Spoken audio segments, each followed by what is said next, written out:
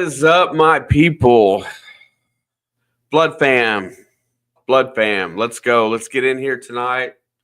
I know we got some Steelers fans lurking. Let's have us a good game. And you know what? Let the dice roll and let's see how everything falls out and see if my hometown Bengals can get themselves into a position to go to the playoffs. It's highly unlikely, but definitely ready to rock. John Hunter, Pittsburgh fan, says, here we go. Lindsay stopping in with the Who Day. Get them Bengals fans are rolling in here tonight. It seems like Alex is still stuck in purgatory. Bro, I'm trying to get her home tonight in time to come in here for the second half. We shall see if she makes it. This game has got a lot going on. Where's the child? Puppet. You know where she's at. She's working. If you can get her in here, if you can get her to come in here in the chat, then so be it. Bring it on. I, on the other hand, if I get up and run out of here, I've been struggling. I've been sick for about 4 days, and this is the best I've felt. So I'm back for that. She's not tall enough. And she is kind of not a child. She's definitely not a child, sports cat. Definitely not a child. But we're going to see how it plays out tonight. A lot more on the line for my Bengals than these Steelers. Of course, they're locked into a playoff spot. Whether they get the 5 or the 6 is what they're playing for now. The 5, if they become the 6, they go to Baltimore next week. If they are the 5, then they who do they get? 6 and the 3, the 5 and the 4. They go to Houston, so they definitely want to win.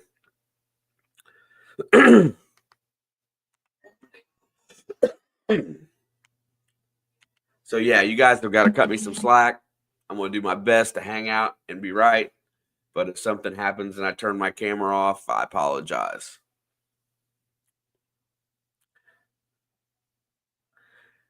The terrible towels are flying tonight, along with them snow flurries, bro. I think I'm not really 100% sure. I think the real what's going to determine this game tonight is turnovers. TJ Watt is notoriously good for getting that ball out of Burrow's hands, whether it be on the sack, a strip sack, or just affecting plays, tipping passes. How that line of scrimmage is played tonight against TJ Watt is going to determine everything. And that starts which we don't know yet, if Chase Brown is going to be able to run the ball, if he's even going to be in the game. If not, Khalil Herbert is not a punishing back, not like Najee Harris. Jalen Warren's a pretty punishing back too. Pittsburgh's got a great 1-2 punch. But they need somebody with some explosiveness to keep TJ Watt kind of out of the game. Amarius Mims, right tackle, is questionable. I don't know if he's going to play. He's got a hand and a foot injury, I believe. So we're going to be hard pressed. But this guy, Joe Burrow, has done just about everything imaginable, leading in almost every statistical category. And, that game against Pittsburgh was really, really close. Pittsburgh's offense won that game. It wasn't their defense. So we're going to see it tonight. Conditions are a little bit different.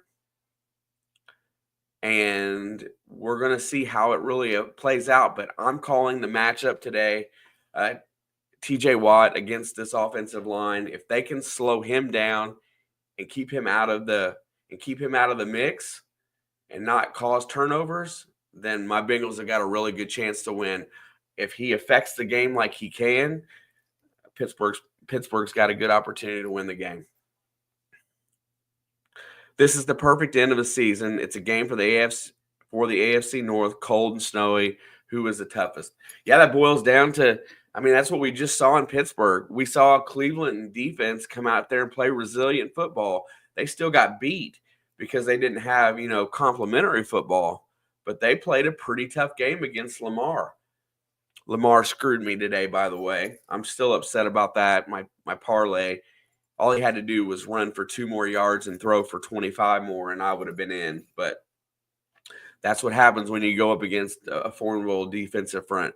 And that's the way these North games have been for as long as I can remember. If you win the line of scrimmage and the turnover battle, you're going to usually win the game. These teams are battle tested, they're tough. Um, the only X factor for Pittsburgh is that, if the offense is going to step up, George Pickens should be back on the field today, which should make Russell Wilson's life a little bit easier. He's a great target to throw to. And our secondary's not been perfect. So, that's where I think they're going to try to kind of put the points up on us again. But buyer beware, if this Steeler team gets down and they're forced to be one-dimensional, Trey Hendrickson could wreck Russell Wilson's day just as bad as T.J. Watt could wreck Joe Burrow's.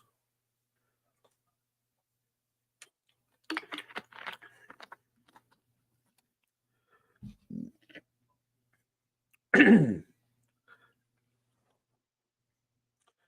it is cold. They said it's like 27 degrees and it feels like 19.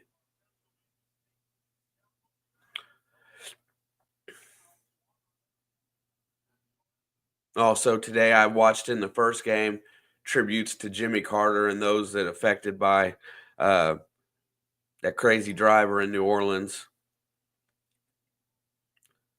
Just sad.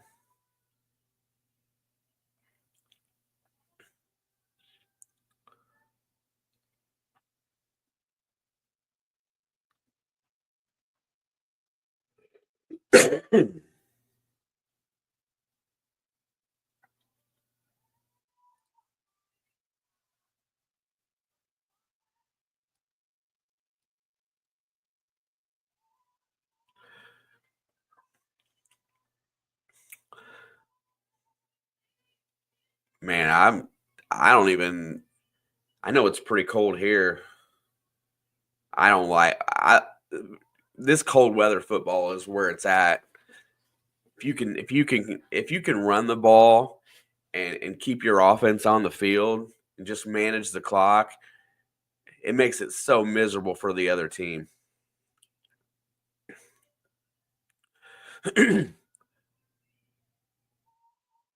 Woo, get it, girl.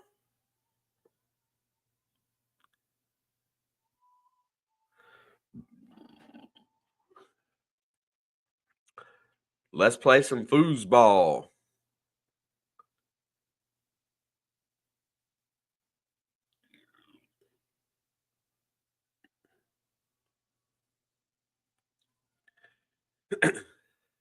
Man, Sports Cat, after the game tomorrow, do they fire your coach? I mean, I know you're down there, but is that kind of the sentiment that they're going to make some changes in Jacksonville, or are they going to try to ride this out?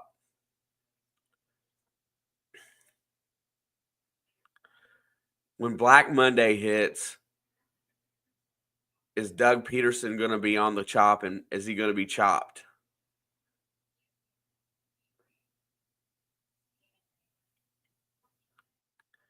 Heavily rumored that Ben Johnson will be hired.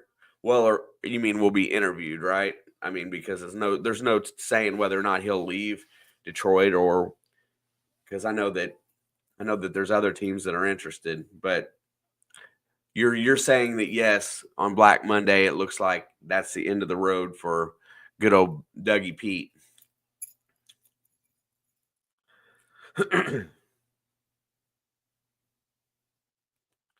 Yeah, that's one.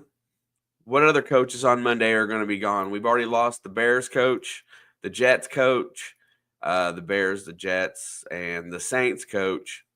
Man, Who else goes on Black Monday this year? Brian Daboll? Does he lose his job? I'm trying to think anybody else that might fire a head coach.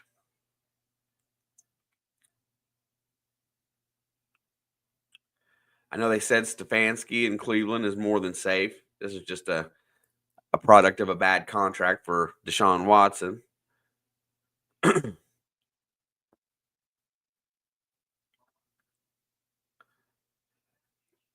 Haven't even really looked at any of the other standings. I know Kyle Shanahan's safe in San Fran. Uh, Jonathan Gannon shouldn't have too much to worry about in Arizona right now. However, they've got to decide what to do with Kyler. I don't know that they're going to be able to. They're going to want to keep him. They're going to have to make some kind of changes, but I don't think it's coaching. Let's go. Let's see. Seattle. I think new head coach out there, McDonald, did a fair enough job to hang around. Nobody in the NFC North that's left is gone.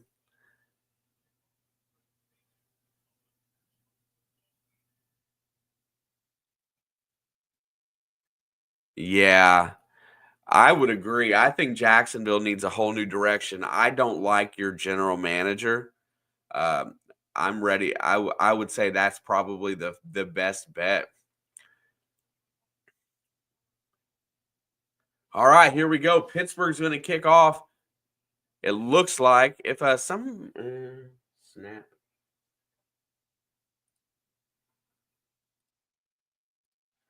And there's the kick. It's going to be fielded at the 1 yard line. Here we go. Brings it back. He's at the 20, 25, up to the 28, 27 yard line. He will go down there. That's Isaiah Williams. Picked him up off the practice squad from Detroit a few weeks back, and he has been in there. Yeah, Trent Baalke blows, dude.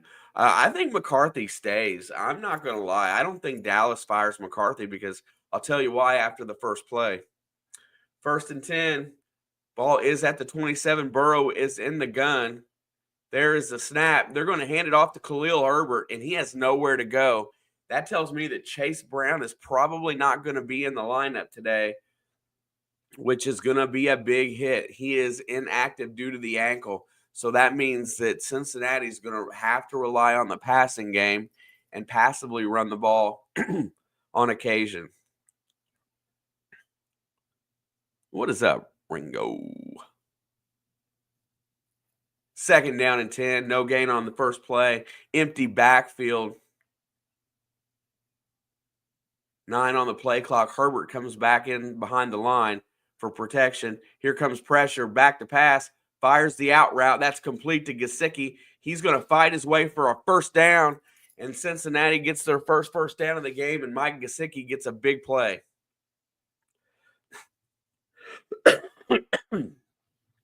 Hi, Miss Georgianne. I love it. Got the Steelers in here tonight. Got some Bengals fans in here tonight. Just going to enjoy it and have a good time. I'm sick as a dog, Miss Georgianne, so if I can get up and run out, I apologize. 1st and 10, ball's at the 39. Oh, it's been bad, Georgianne. Back to pass, looking, fires, and that is caught by T. Higgins. What a grab right at the 1st down marker. Little bit short.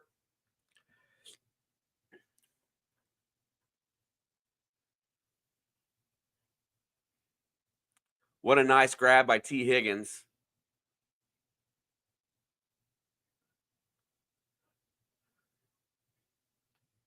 I'm trying to get better, Miss Georgianne. It's been rough. Just can't get it out of my throat and my chest. 2nd down and 1. Ball is close to midfield. Cincinnati desperately needs an opening touchdown today to really set the tone. Back to pass, fires it, and that's Gesicki across the middle, and he's all the way down to the 35 with the 1st down. Mike Gesicki got 10 catches last week. He's been a big part of the passing game the last couple weeks as he is a huge target out there. And with Minka being a single high safety deep, Burrow hits the crossing route right into the middle of the field, and it was wide open.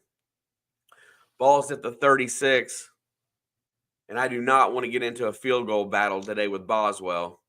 There's a handoff to Herbert. He's going to bust through the hole and get about 4 yards, make it 5 on 1st down.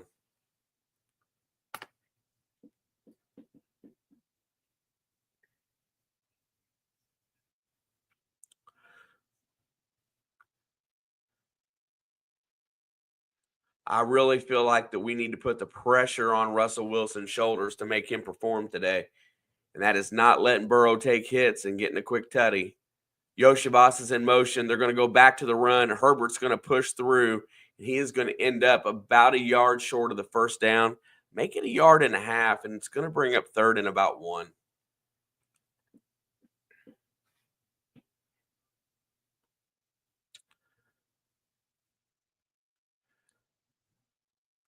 And here's the other thing.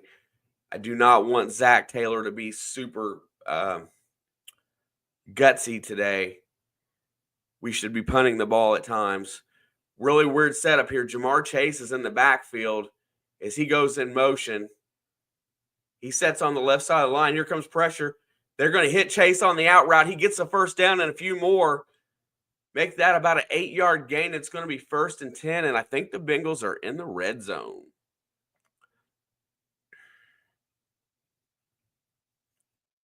Every time Chase goes in motion, watch where Burrow's eyes go right to him. A little bit of a misdirection route there and a quick hitter and an out, and that's where he will go with the ball most every single time. All right, 1st and 10, ball's at the 19. I look for the Steelers to apply some pressure here soon. They're going to go play action, fires the out route again to Chase, and Chase steps out of bounds after a 7-yard gain, and it will be 2nd down and about 3.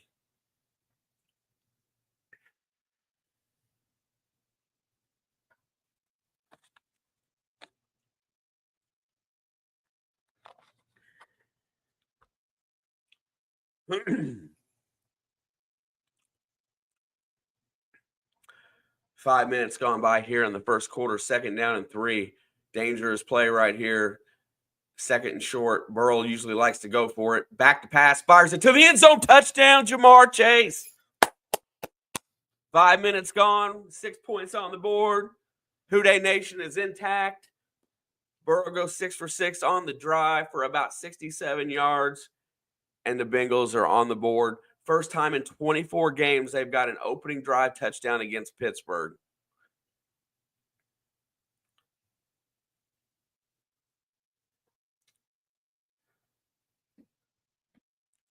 You cannot cover that. You have to double. If Pittsburgh's not going to be smart enough to double team, then he's going to eat them alive. Cade York on to kick the extra point. Kick is up and it is straight, thank goodness. And it is 7-0 Cincinnati.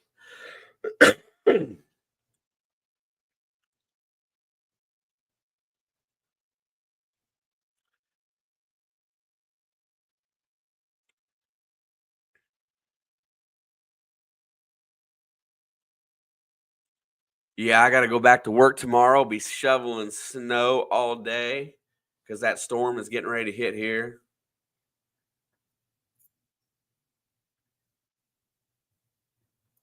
But it is not muted.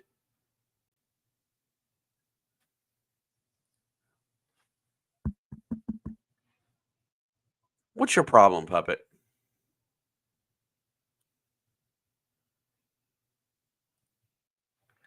You made me look.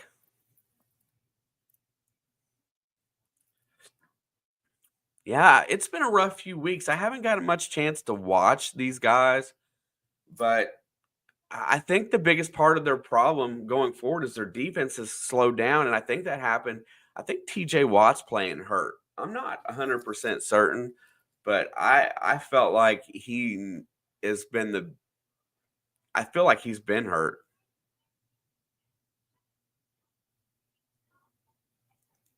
I'm just drawing. Thanks for asking. Yeah, I mean, we can play because we got plenty of time today. Because the bad part about this is that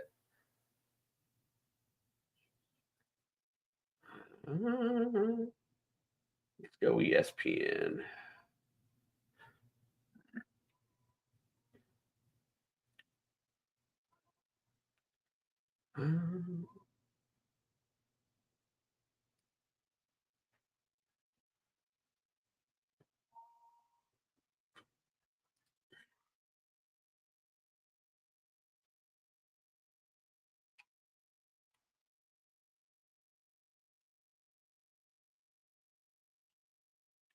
I mean, going to the Eagles and giving up 27, um, going to, I mean, that's uncharacteristic.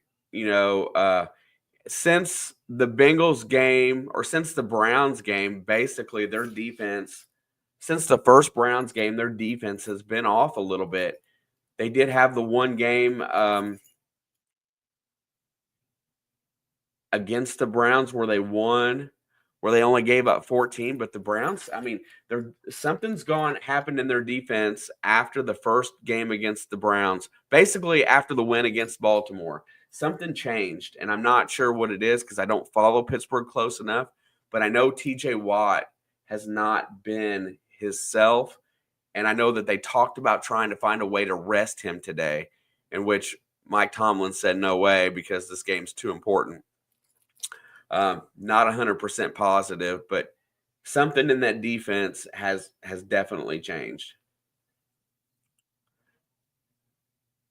because they didn't touch Burrow on that drive, and that is uncharacteristic. They usually get a hit, and what the heck? Flags are everywhere.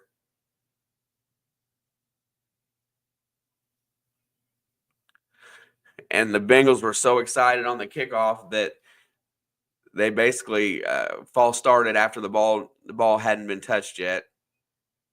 So Pittsburgh's going to be gifted very good field position. Russell Wilson has his main target back today. Let's see if that helps. That's been one of the deterrents for the last few weeks. And I'm really curious to see how Cincinnati defends George Pickens today as well.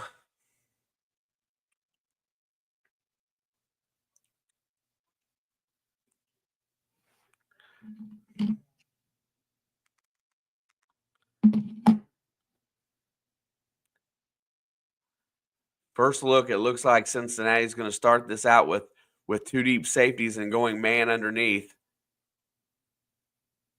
Najee starts in the backfield to Russell's left.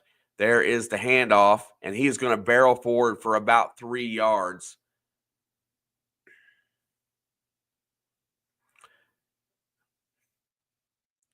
The goal for Cincinnati today is going to try to keep Pittsburgh and get Pittsburgh into 3rd and 6 or more.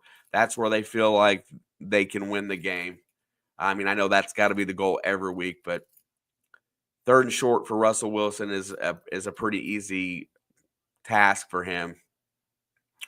They're going to check it down to Pickens, try to get him involved, and he's going to get blown up early. And there's a little bit of play on the sideline. And I'm not sure what his gain is going to be on that play. I think it's going to be 0 yards gained on that. Yeah, no gain. It's going to be 3rd down and 7 as the Bengals. And that's the other thing. The Bengals defense has been a lot better the last few weeks. Not necessarily in yards given up, but in turnovers. They've been hawking the ball a little bit better, which is enough to help their quarterback. What up, Mr. Steve? Much love, brother. Happy New Year. Merry Christmas, all that. Wilson's back to throw. He's flushed out, and he's going to take the sack as Hendrickson gets home, and Russ goes down on 3rd and 7, and the Steelers are going to have to punt.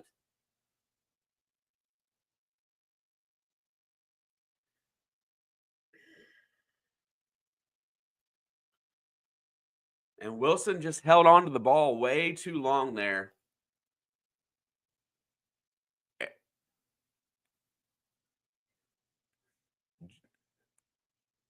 And the punt is away cleanly, almost blocked, though, as somebody got there. And Williams is going to return the punt, and he's going to get blasted at the 34. He took a tremendous shot. Isaiah Williams. I'm not sure where he's at. I think he's at 13 and a half.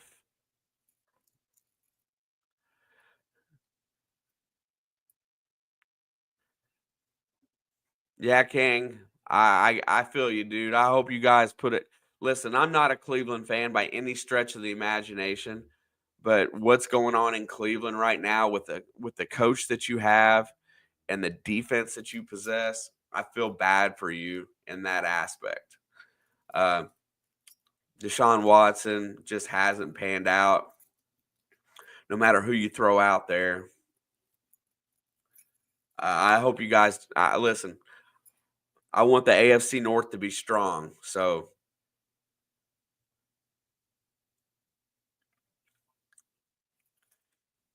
yeah, it was really close.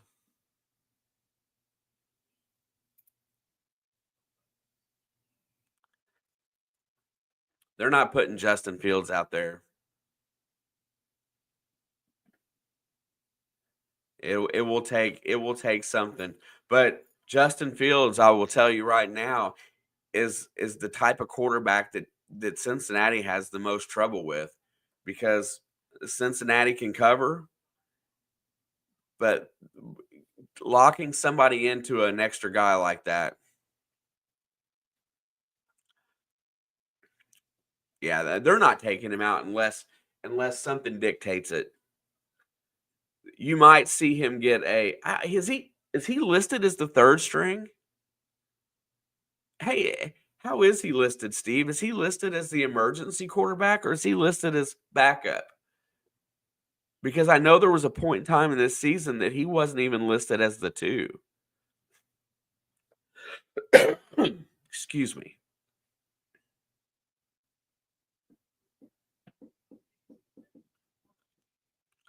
Trey Hendrickson now has 15 sacks and is the NFL leader. It's on the screen.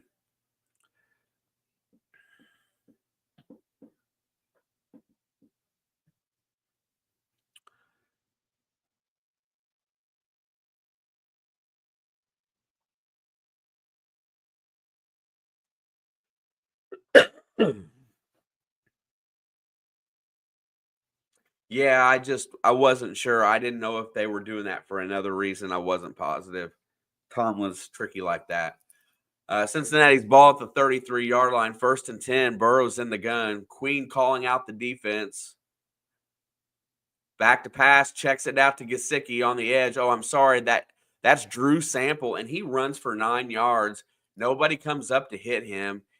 And like I said, if they don't take away, oh, I'm sorry, that's Grandy, third string tight end, normally in blocking situations, gets that grab.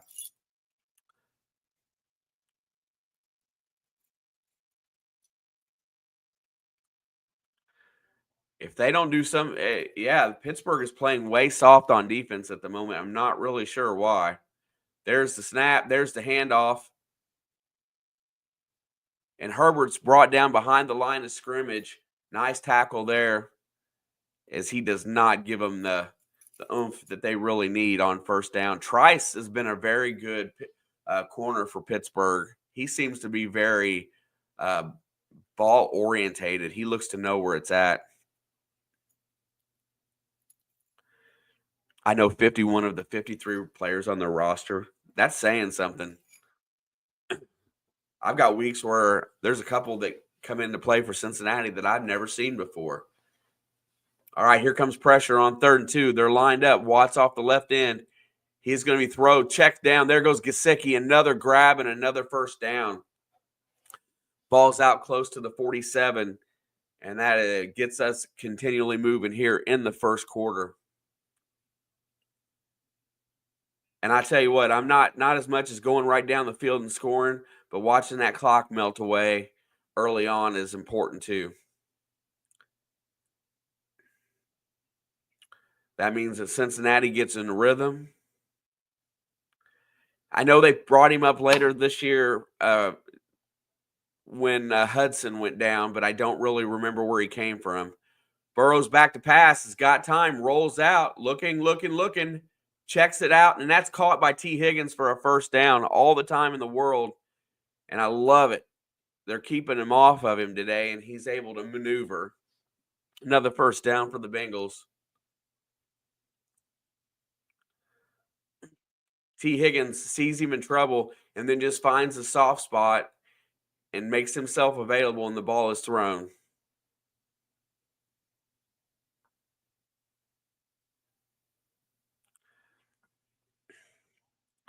First and 10, ball's at the 43. They're going to go hand off to Herbert, and he's got a hole. He's going to barrel forward for about 8 yards. If he can give a good run on first down every so often, give us 10 to 15 touches today, would be amazing.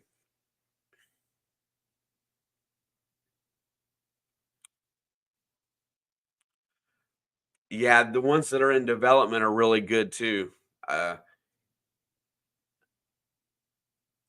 The young ones that they have, well, Yoshibas is really good. Charlie Jones is going to be a good slot guy at some point.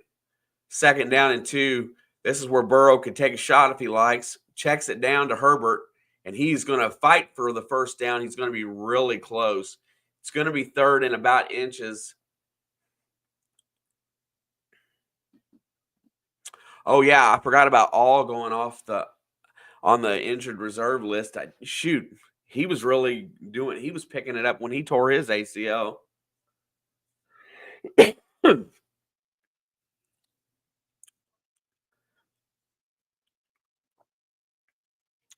All right, it's going to be third down and 1. This is that play where Pittsburgh has an opportunity to really put some pressure on here and get some momentum back. There goes, and he just barrels through the hole for a good 4 yards. So, Georgianne, I've watched a lot of Pittsburgh games, and I've watched a lot of this team. I've never seen them back off the line of scrimmage as much as they have so far in this game, playing soft.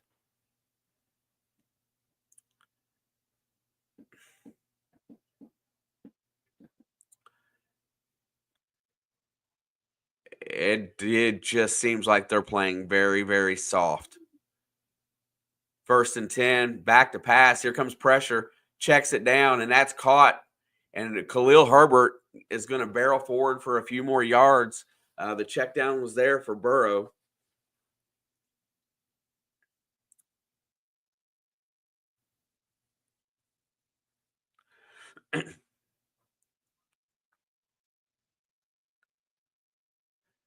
Well, maybe they're trying. They normally play a lot stiffer. They normally go after the quarterback. Maybe you're right, Steve. Maybe they're afraid of them going over the top. They got Minka just playing center field, and everybody else is crowding the line. So there's the check down to Gesicki, and that play was red and blown up on second down. And we do have a flag, so this one's we'll see how this comes into play.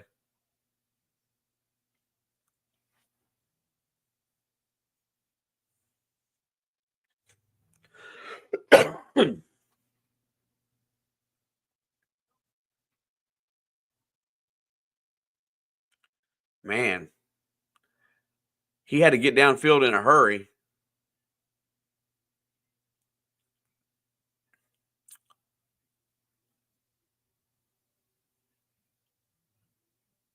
Yeah, Hudson's the other tight end. Tanner Hudson. Eric All's the one they drafted from Iowa. And this Grandy came up from the practice squad a while back. I know all teams struggle with injury, but it just seems like, yeah, they've been through a bunch this year.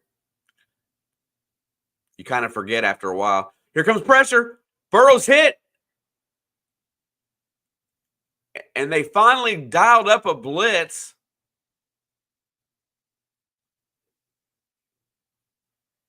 And they're going to have to settle for a field goal attempt here. What a nice blitz drawn up there by Pittsburgh. Let's see where it comes. Oh, the right guard Kappa missed his guy.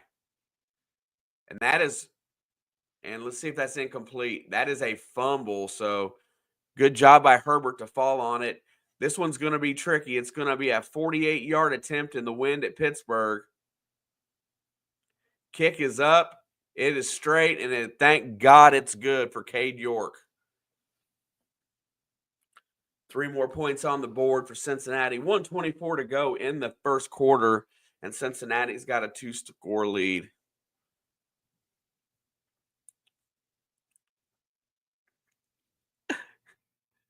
See, 5 tight ends. How do I dare not know tight end number 6?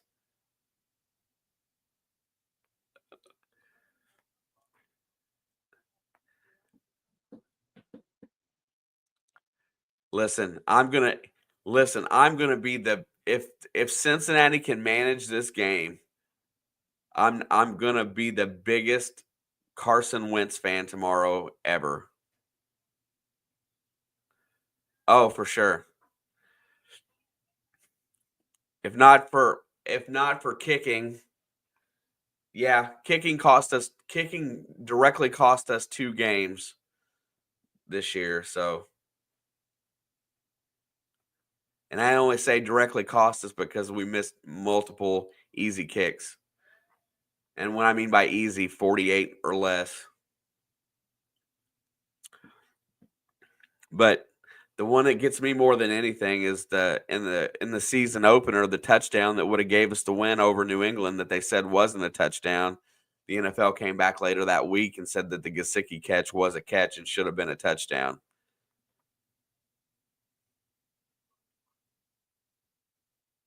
If the Steelers lose, you're not going to like Tomlin any better. Yeah, I I'm kind of getting people's perspective. Tomlin runs a very good ship.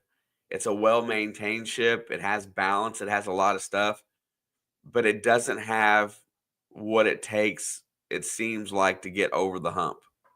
And all those years with Marvin Lewis, with Andy Dalton quarterbacking, and that's what it really boiled down to, Georgianne. It boiled down to in Cincinnati when we had the same deal with Marvin Lewis, where people were wanting him gone because it wasn't good enough just to win the division and go to the playoffs and lose. They couldn't get over the top. And what it really turned out, you know what? I'm an Andy Dalton fan, right? I'm an Andy Dalton fan, but he was not drafted to be that quarterback. He was supposed to be Carson Palmer's backup. And he just kind of worked himself into that role and got a relationship with AJ Green and did just enough for them to be, pretty good, but was never the guy to get him over the hump. I don't think your problem is coaching. I think it's quarterback.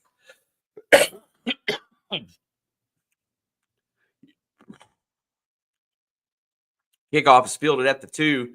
That's Jalen Warren. He's going to try to get past the 20. He's slowed down there, but he's still on his feet and goes down at the 27. Tough run for Jalen Warren.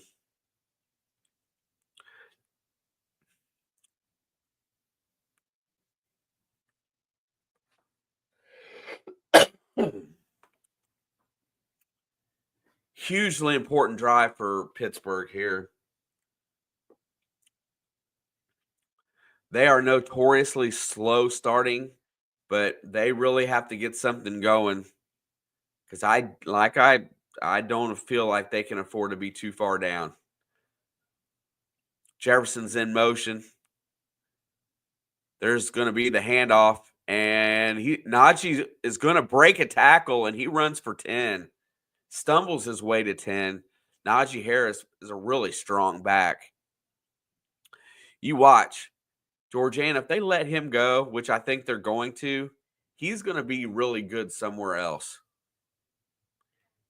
He feels like Derrick Henry to me a lot. I don't know why I feel that way about Najee. I just feel like he's that strong. First and 10. That is Pittsburgh's first down of the game. They're going to pitch it back to Najee again, and this time here comes Contain, and he is going to be stopped for a 1-yard loss. There you go, Steve. Hayward on defense for Cincinnati. I have no idea who he is. Yeah, it's a shame that they're going to let him go in favor of Jalen Warren. Or I feel that they are. I don't think they're going to sign him. But he's a perfect back for the AFC North. Second down and 11. They're going to go. Oh, and Wilson has to throw it at Najee as Trey Hendrickson blew that play up. And it's going to bring up third down and long. And Lou Anarumo's defense is getting through this offensive line and getting pressure. And Wilson had no choice but to throw the ball at Najee's feet there because I don't even think he had time to to make a. Yeah, there was no way.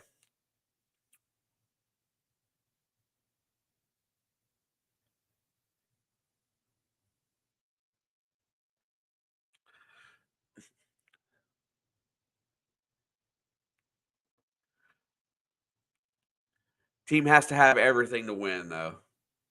If you don't have the right guy in the right position, Wilson's back to pass. He's going to let it go deep. Oh, and they're going to say that is a catch. What a grab. Mike Williams. Ooh.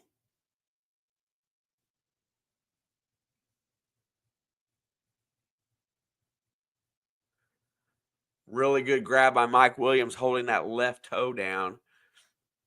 Good evening, Tom.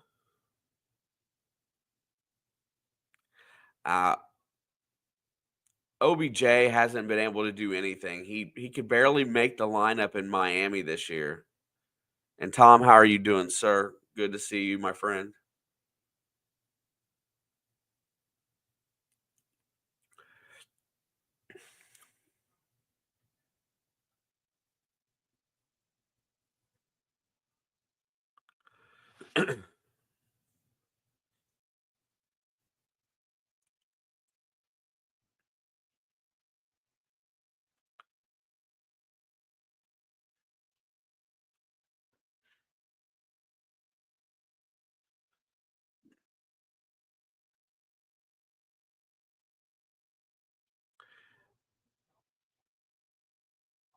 What a nice catch by Mike Williams.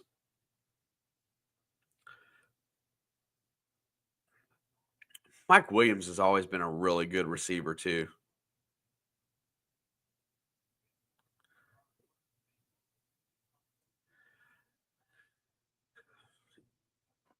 And, John, it's not that I disagree with you. I just think that based on limitations of the quarterback position, it always keeps Pittsburgh's game plan changing a little bit. Whether it be Russell Wilson's height, trying to get the ball out, or it be Justin Fields' passing accuracy, Kenny Pickett's not being able to kind of manage a game. Everybody complained about OC at Pittsburgh. I like Arthur Smith.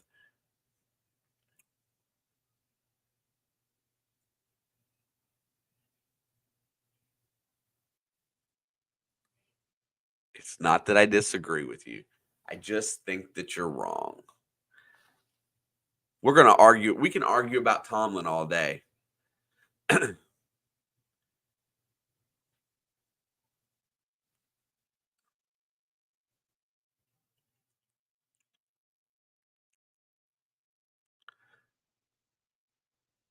right, ball's at the 39. Pittsburgh got a nice first down there on that play. Wilson's under center. There's the snap. There's the handoff to Jaylen Warren. He's going to push forward for about 4.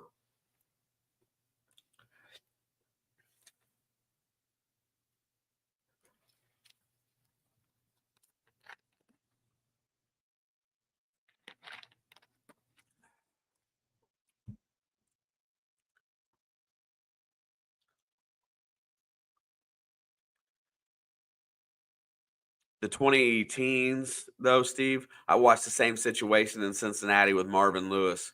Teams that played a lot like this Pittsburgh team. And it was always the argument. And there's the pitch back to Warren, and this time he has nowhere to go, barely gets a yard.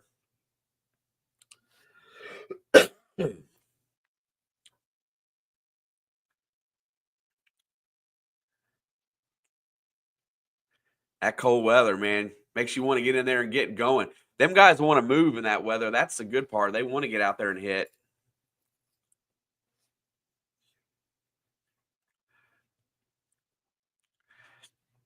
Yeah, and then there comes a point at the end where people believe that that's only one. Oh, never mind, it's not. Then there's a point at the end that people believe that it's just been there too long. Wilson checks it down over the middle. Nice defensive play by, they're going to get Cam Taylor-Britt with a DPI. And Fryermuth is running his trap. Here we go. Let's see. And yes, you cannot do that. You cannot grab around the arm on the turn.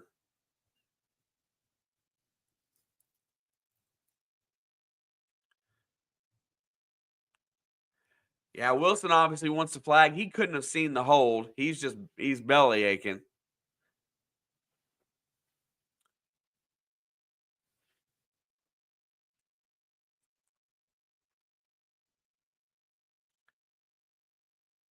All right, it's 1st and 10. They are at the 29. Let's see how this Bengals defense does. There's the handoff to Najee. Cuts back. He's got a lane. He's going to get a 1st down.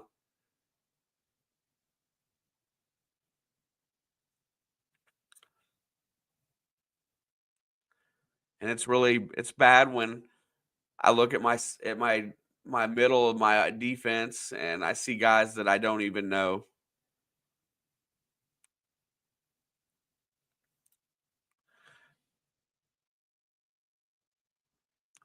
All right, 1st and 10.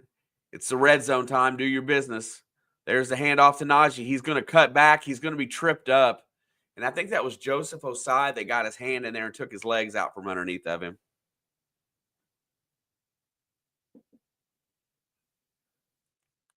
I got tuberculosis, dude. Good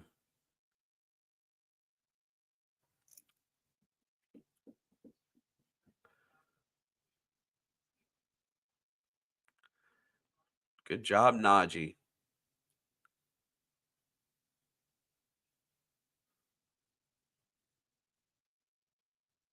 All right, there we go. They're going to go back to Najee again. He's going to cut back, and he's going to be short of the 1st down. It looks like it's going to be 3rd down and about 1 here. Pittsburgh's found a little bit of rhythm on offense here.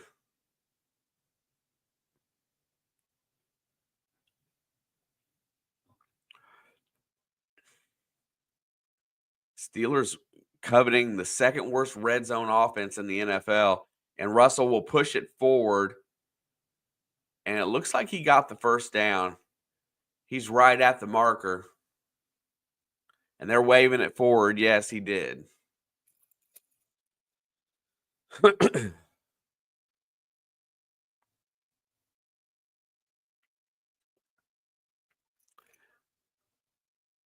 All right, 1st down and goal. Ball is at the 8, I believe.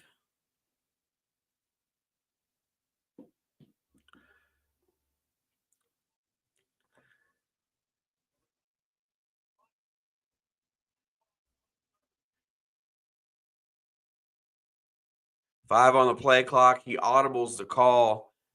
There's the snap. He's going to go with the handoff to Najee. He's trying to get the edge, and he will be knocked out of bounds with about a half a yard gain.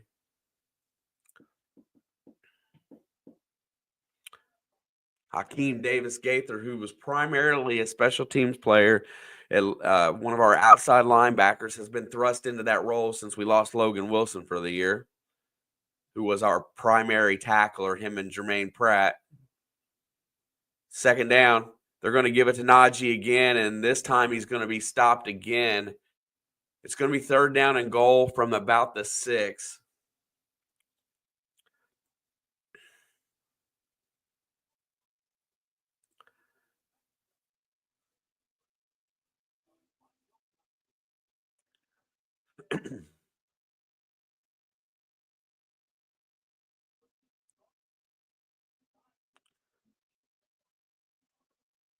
All right, here we go. 3rd down and goal. Big play for this Bengal defense. If they can get them to settle for a field goal, that's huge. Wilson's back. He's going to throw the corner route, and it's going to be incomplete to the big. And they're going to throw another flag on Cam Taylor-Britt.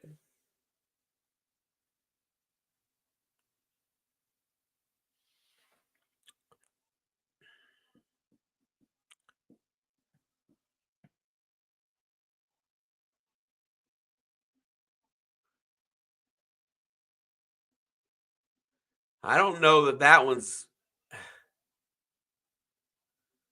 I mean, I guess he grabbed him enough.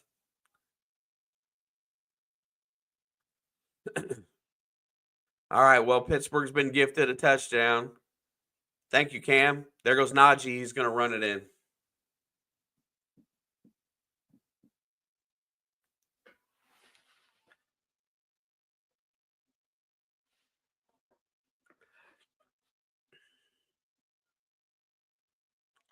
It didn't look like much, no. Of course, that's a big tight end, too.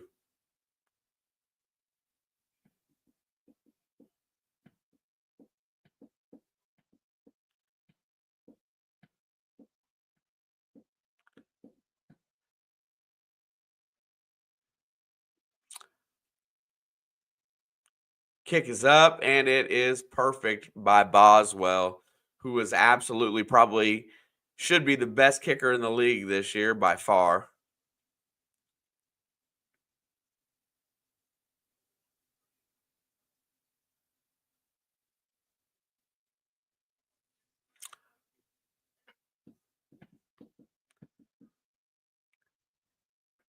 I will take it as it comes, my guys, my guys.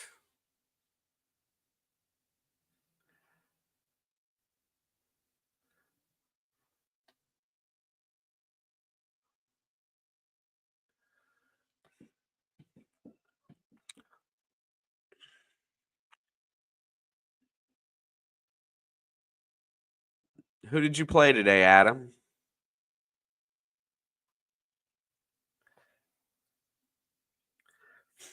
Here you go. Here's the other part of that, Georgianne. That I think that's fairly true about all coaches. But who would they put in this? Who would you hire to replace him? Is there somebody out there that's better? SMU on the road. Gotcha. Any road win's a good win.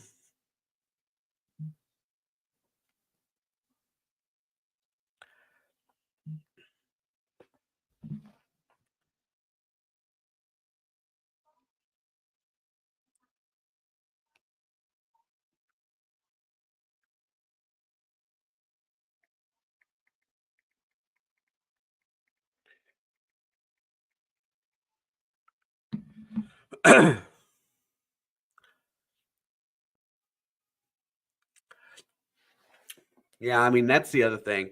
When you when you want a coach to not be there, you got to have somebody that there's got to be somebody waiting in the wings that you feel is better, and you're right about the Rooneys.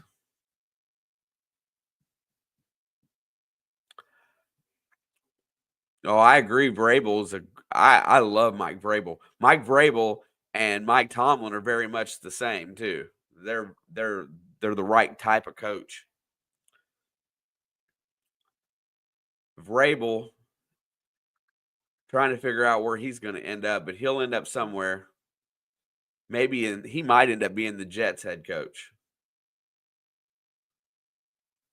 Ah, I can't afford to lose any more offensive linemen today.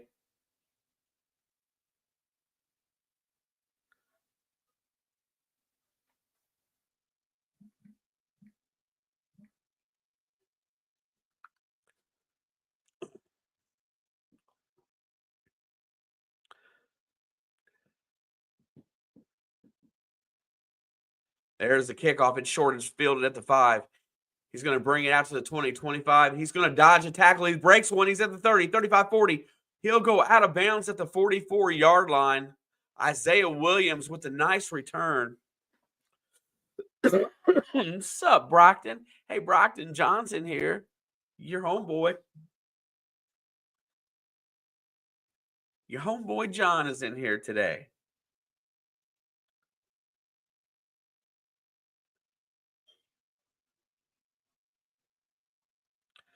Yeah, they've been going through the interview process. Rex Ryan interviewed there, I think, today or yesterday. All right, Burrow's going to hand it off. There goes Herbert, and he's going to dance his way forward, but there's a flag on the play. It's got to be a procedural penalty on the offense.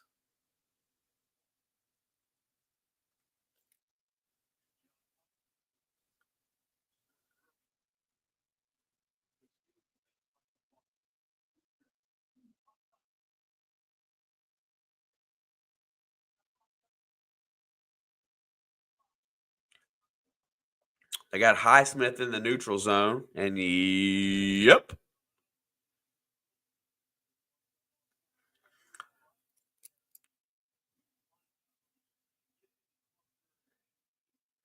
Yeah, I'm pretty sure he was really close when he lined up with that little nudge. You've already got the refs on your side. What are you talking about? First down and 5. Back to pass, looking down the field, takes a shot over the middle, and it's tipped up off the hands of Yoshibas, and it falls down in the secondary. And it's a big boy. He's a big boy. He's round, that's for sure. He's more of a guard than a tackle, but he's been pushed over there. And that was a little bit behind Yoshibas, and it hit off his shoulder pad.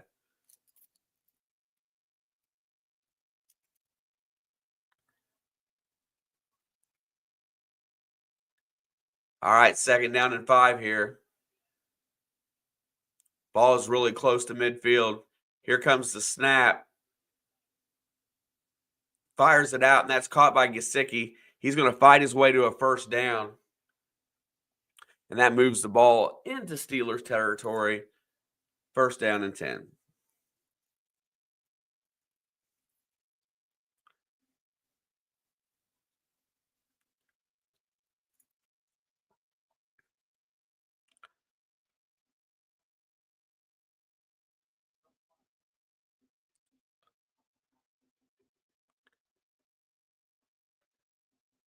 First and 10. Chase is in motion. Watch him getting the ball here. There's the handoff to Herbert. And he's going to get about 2 yards.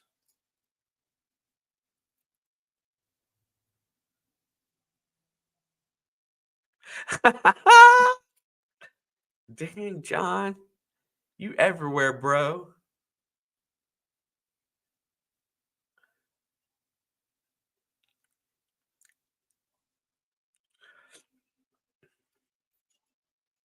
Crazy. Second down and 8. This is a big play for Pittsburgh here. They're going to, here comes pressure. Hand off to Herbert, and he's going to, Burrow read the pressure, gives the handoff, and it's going to bring up third and manageable.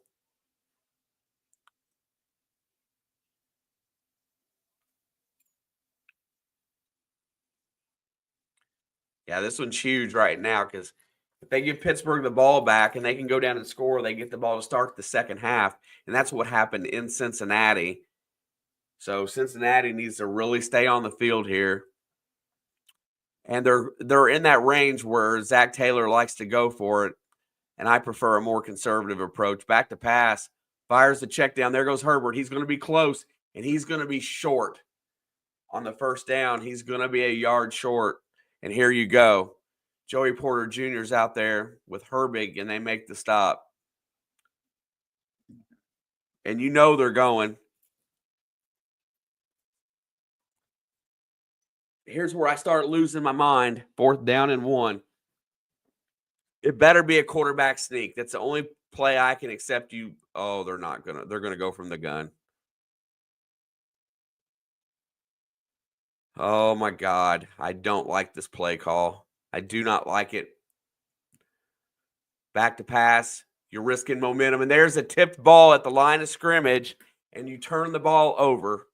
And that's what happens when you go throwing that ball against that defensive line.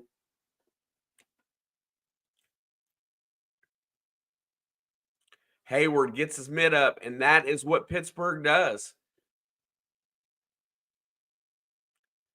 It's why you run the ball on a quarterback sneak on 4th and 1.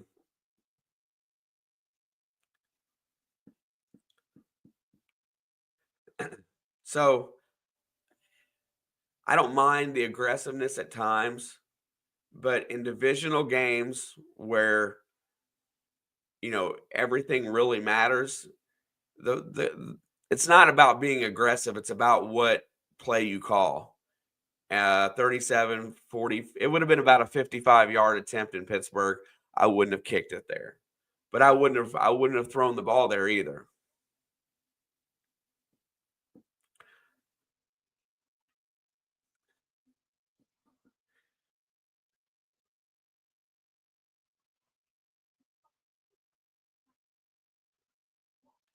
Yeah, there you. Well, I mean, I would rather be short on a quarterback sneak than on less than a yard. I could live with that, I guess. The only way I encourage throwing the ball is if they're going to get him out of the pocket because that defensive line's just too big.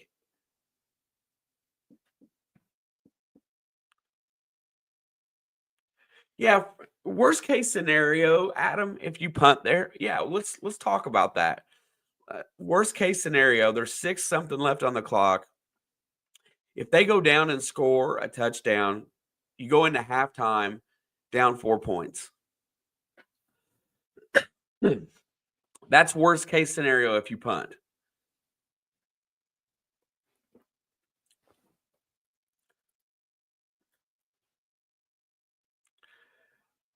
But momentum is what's important in a divisional matchup.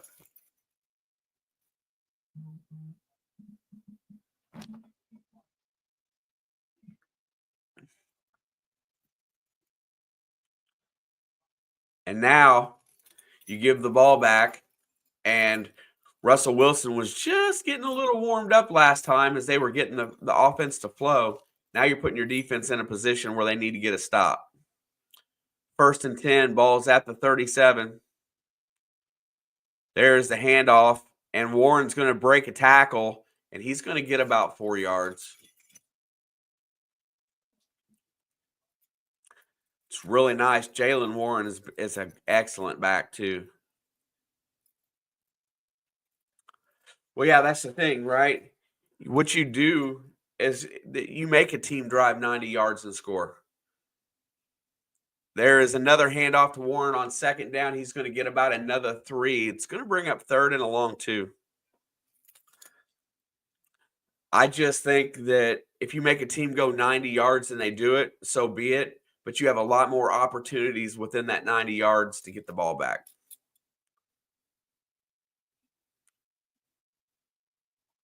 3rd and 3, back to pass. Wilson's got pressure on him. He checks it down, and it's broken up. The rookie Newton gets in there on Van Jefferson and knocks it loose. It's going to be 4th down and 3. And Tomlin does not hesitate because he's going to make you drive 90 yards because he's a smarter coach than what I have. And maybe that's why I defend Tomlin so much. He's smarter than what I got.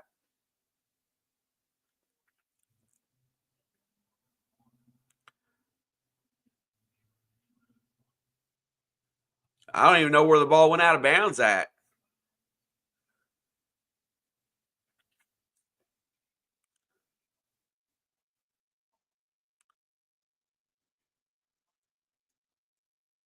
Oh, he picked that punt up off the ground. Oh, I think it might have been tipped. And that's not offensive holding there at all.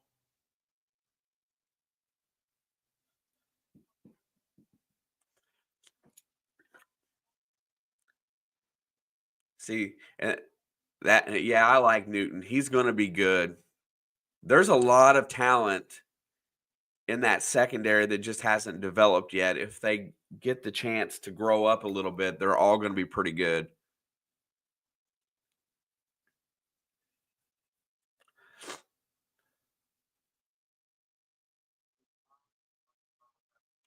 See that right there, that call did not affect them to go for it. I mean, it didn't really. It just changed. It changed the field position from. Yeah, you're right. From wherever it's at least a 20 to 30 yard differential in the field position game. I didn't see where the ball went out of bounds at. Oh, I guess it went out of bounds at the 16. So, yeah. So, you're talking about 30. Now, let's see. Now, if they drive 40 yards and miss a field goal here, then you've taken points off the board. I'm just a conservative guy, though. I think there's moments in which you go for it and sit time down situation, but I don't like giving up momentum, especially when your defense has not been great the whole year.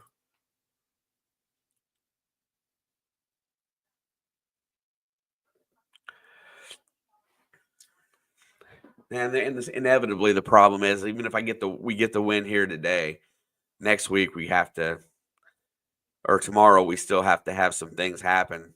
And I think the Jets can beat Miami at home for sure, but I don't know that Denver's going to lose that game.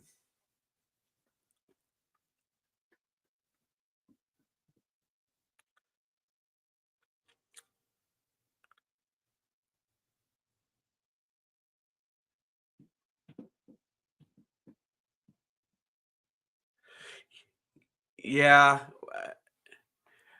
going for it wasn't that bad of a deal. It's just a play call. Like, I would much rather lose it on 4th and 1 and you get stuffed on a sneak. Quick snap, I think he could have got a half a yard. Burrow's back to pass, looking downfield, good protection, rolls out of the pocket, and he checks it down finally to Drew Sample and gets about 9 yards. Oh, wait, there's a flag. Where'd that thing come from?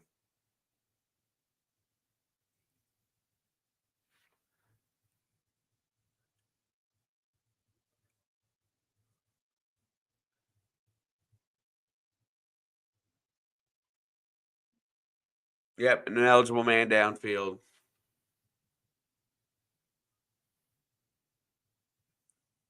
Uh, usually I usually I think when he rolls out of the pocket, it's going to be a hold. Let's see.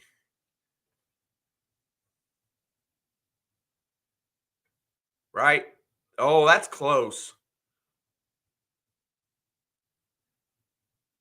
That's really close. I don't think he made it that far out ahead. That's mm.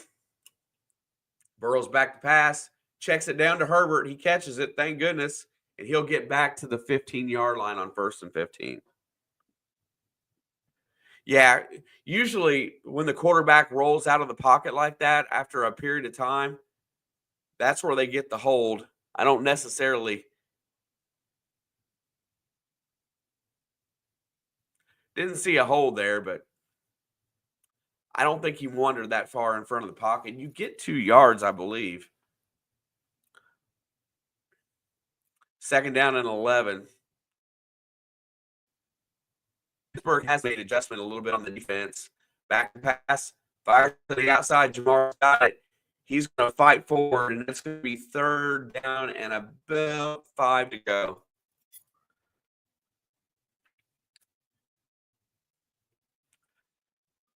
I would never say that anybody can coach better than anybody because, I mean, you don't know what's going through their head. Pickens is in the game, but is playing today, Steve.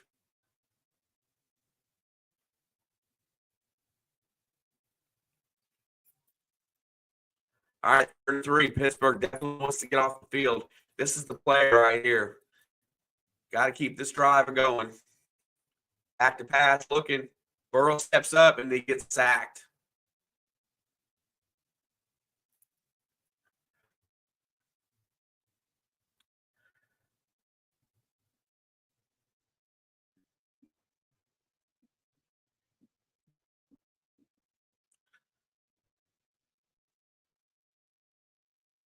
Yeah, just rolled off his block and came right in there. It's got to be my internet. Ooh. So I think I'm having a problem with my the card that the internet plugs into. He's going to retrieve that punt at the 28. Fumble, ball's out, and I think the Bengals got it.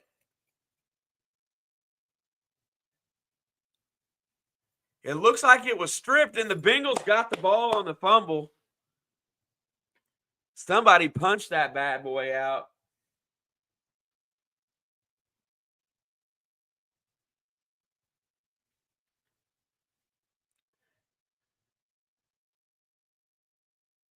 And Hayward, this Bengal that I don't know who he is, gets another big hit in there and is making a name for himself because he busted that loose right into the hands of Davis Gaither, who's our special teams guy.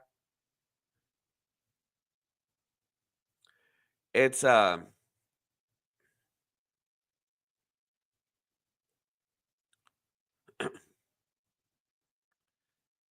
yeah, there's nothing wrong with this Pittsburgh team. Back to pass. And of course, they're going to blow a penalty here.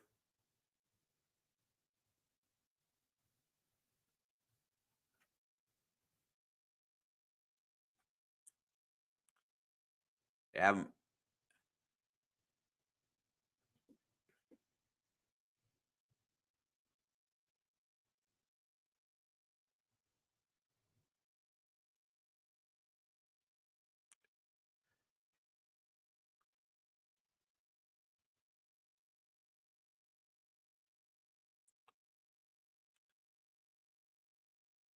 All right, now it's first down and 15, 2:46 to go.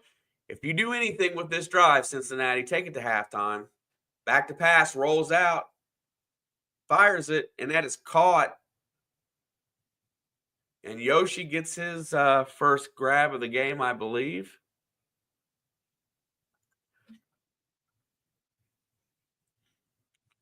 And that should take us to the 2-minute warning as Cincinnati should not give them the ball back here.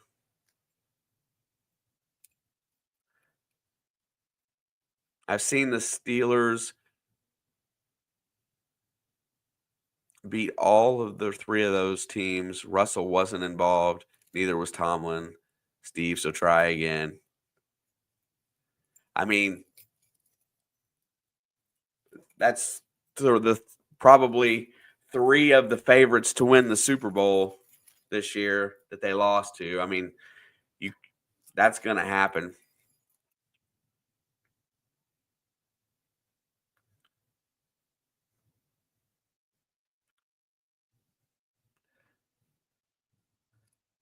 Yeah, he's a backup, and he's put in a position that he's not normally in because of injuries. So it is what it is.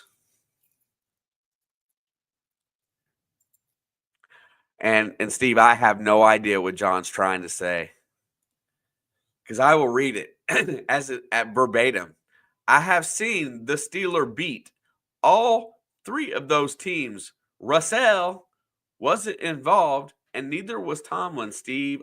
So try again. LOL. I could have done it in John's native accent, but you would have laughed too hard.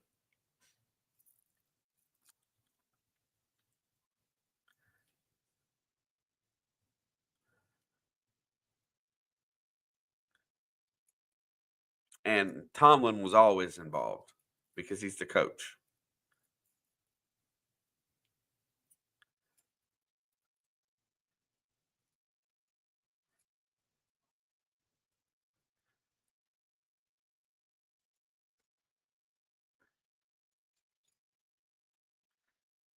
And also, Steve, uh,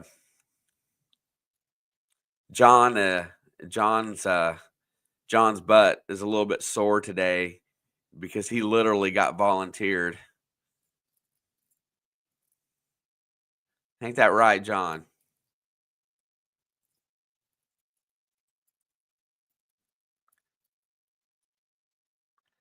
Did you get volunteered today, John?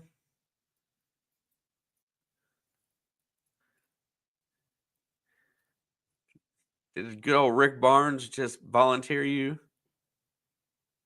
Maybe in the 90s. Well, no, there was no Baltimore in the 90s, so it has to be since 2000.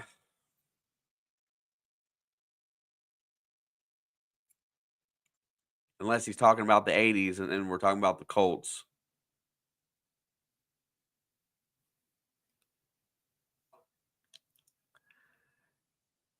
And Steve, I'm just going to tell you, I love John to death, but I love busting on him.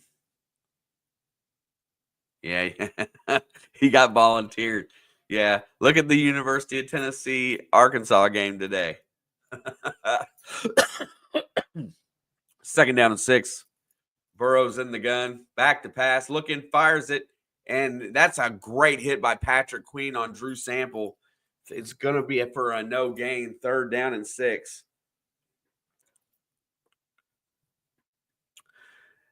But that team in Knoxville is really dang good, so you can't be ashamed of that. You just wish you would have played a little bit better.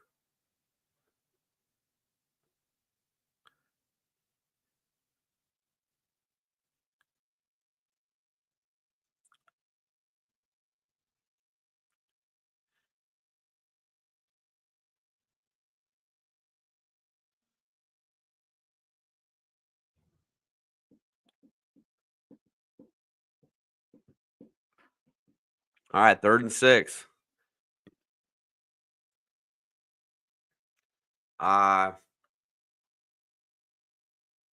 It's good it wasn't worse. You're correct.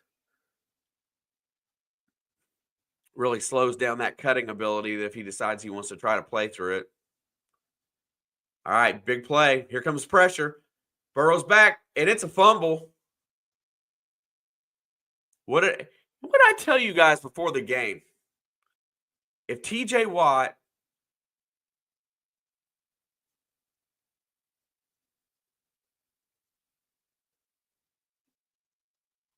Oh, there's going to be a defensive penalty. Finally, I get one.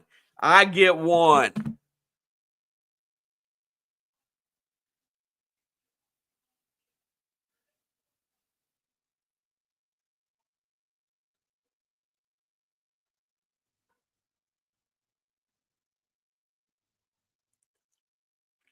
I finally get one.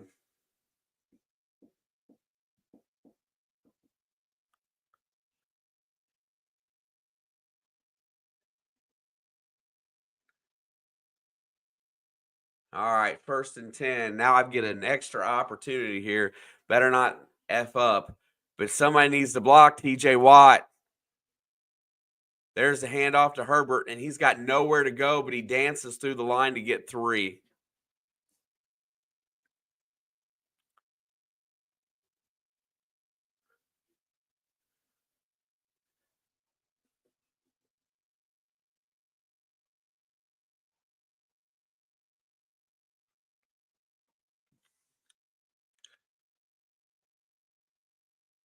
That's just how TJ Watt affects this team. He is Burrow's nemesis. I'm telling you, that dude is a monster.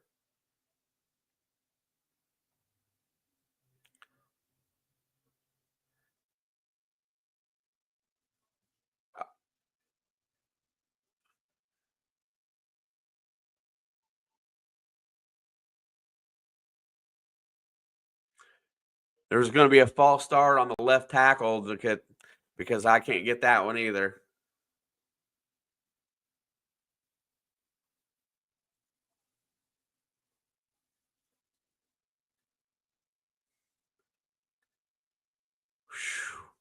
I don't know, man.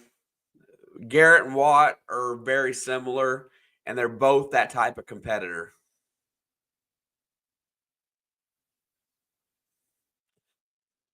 He has a tendency to start early, but then again, so does everybody, and they just never seem to call it.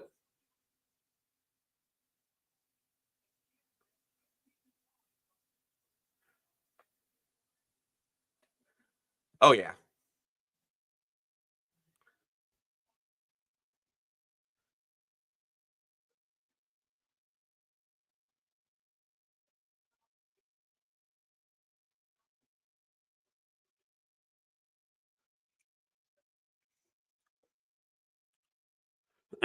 Hey, John, I'll trade you coaches. Even swap ain't no swindle, baby. I'll give you Zach Taylor.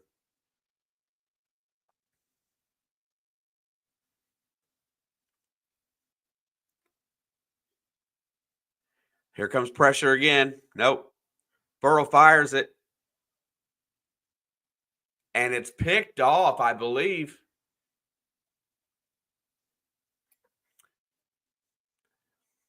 See, there you go. I I don't need a quarterback coach.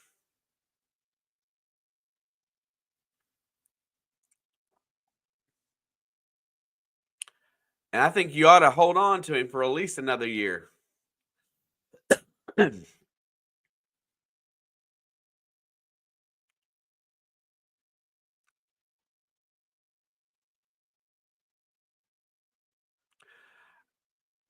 See, I don't agree with that statement either.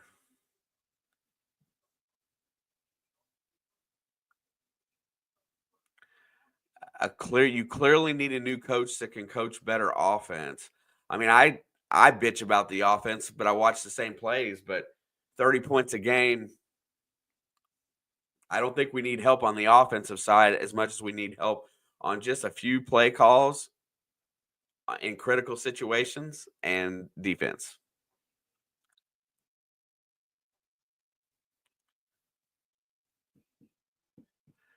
And which BS from last week are you talking about? I probably has something to do with your Panthers, right?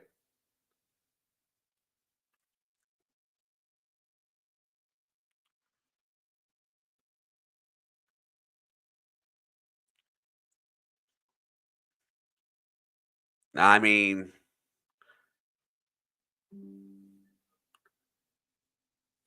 you kind of should have expected that, right?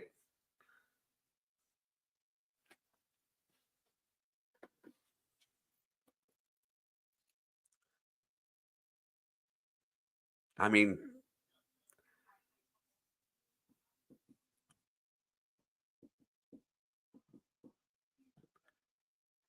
they have to have a win over a 500 team, right? At least one.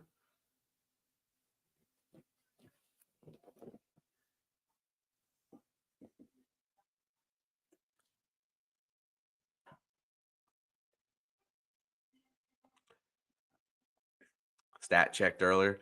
I I feel like that's a tough game for you guys to win. I know you all were showing some improvement, but it's still a tough win.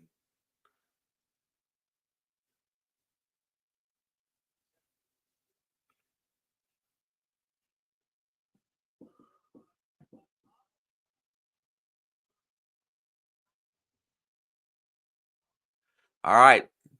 Steelers are going to get the ball back in the second half. Here you go. This is where you can. Ball's tipped up in the air. And Geno Stone just can't get there in time. Russell Wilson has the same problem.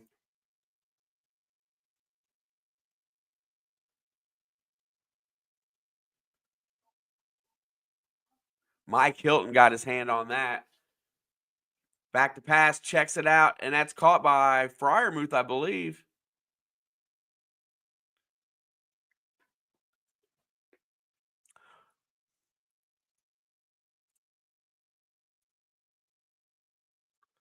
Yeah, I know Thielen helped me win my fantasy match. Back to pass. Wilson tries to roll out. He's trying to escape. And this one he just throws away as Trey Hendrickson was bearing down on him.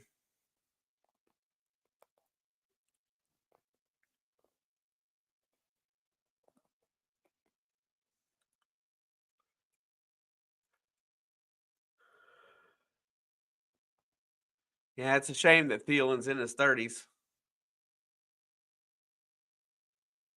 Here comes pressure. They're going to.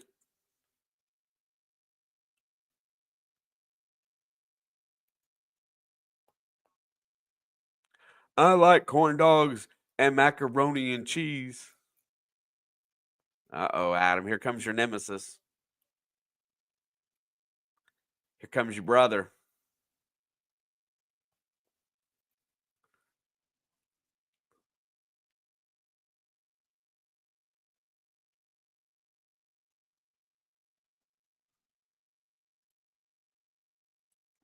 So he was short of the first down.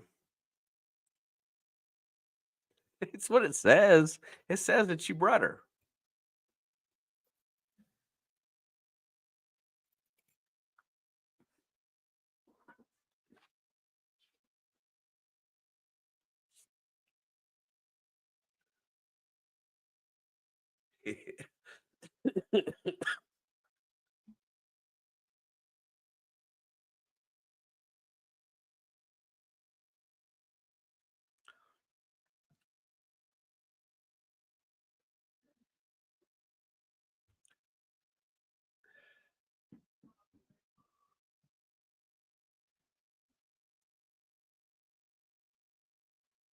All right, Tomlin's going to use the second timeout as Russell Wilson sneaks for the first down.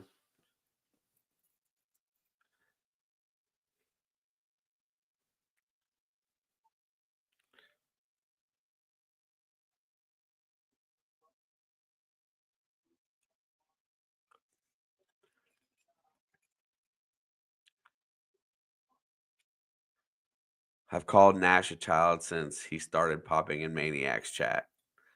He was there before he was here.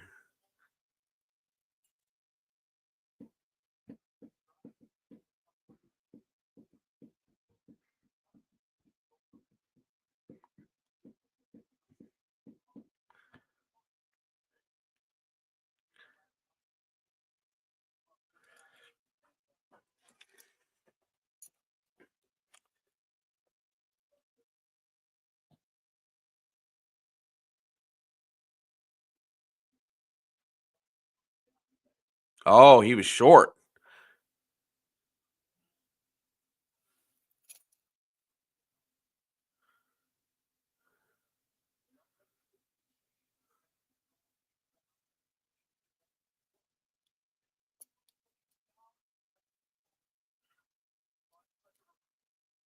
So it looks like they're going to push this one back, make it. It will be fourth down and about an inches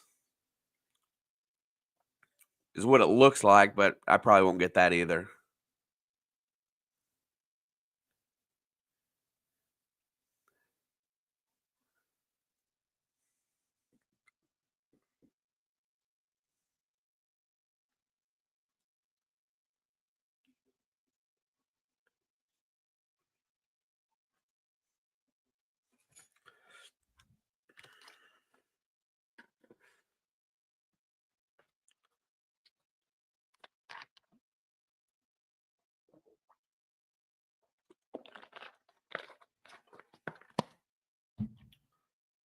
I want to see something while we're piddling.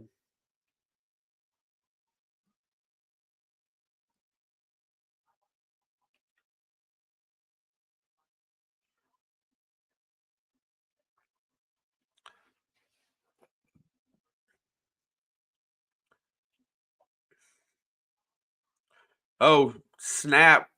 We got a crash of rhinos coming in the house again tonight. Houday Nation can use a little bit of rhino love for sure.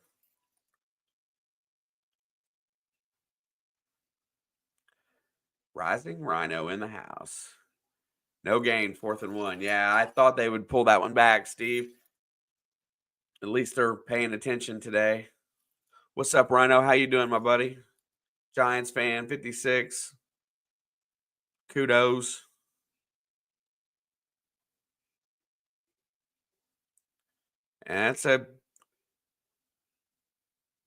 And what do they do here on 4th down? It is a crash. I love crash of rhinos. I can't get over that. Crash into you and crash. Fighting being sick, but it's the last Bengals game of the year. Play-by-play with JJ coming over from I see him over at Snowman's. Check out play-by-play with JJ. Smashing that like. I appreciate you guys. Much love. It's going to be 4th and 1. Is Tomlin going to roll the dice with 49 seconds here? It looks like they are. Good to see you, JJ. Thank you, Giants fan. Yeah, come in here and hit me up. We'll chat. Might find a way to collab sometime, sir.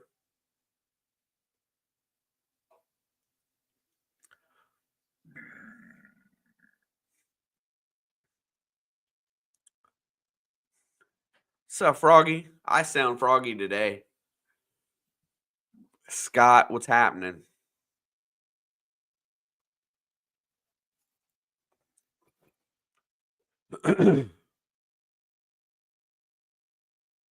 Heck yeah. Have a good night. Be careful.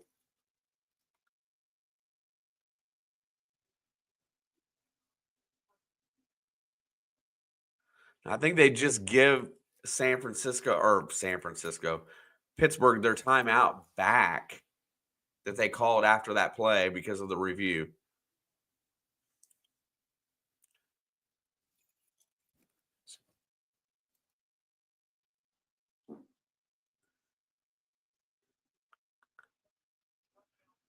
All right, here we go. 4th down and 1. Here's the play.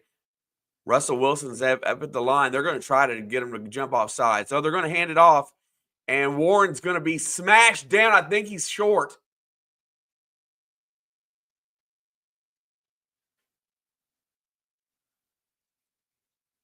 Oh. Let's see if Warren gets there.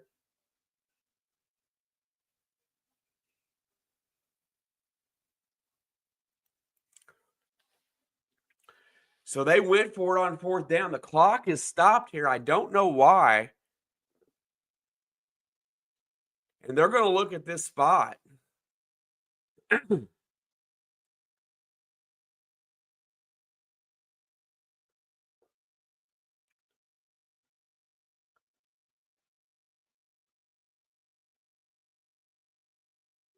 So they reversed it, and that's going to be his butt is down right there, and then he rolled over. So that's going to be a turnover on down. Cincinnati's going to get the ball back in positive territory right there. I think Cam Taylor-Britt got in there for that hit.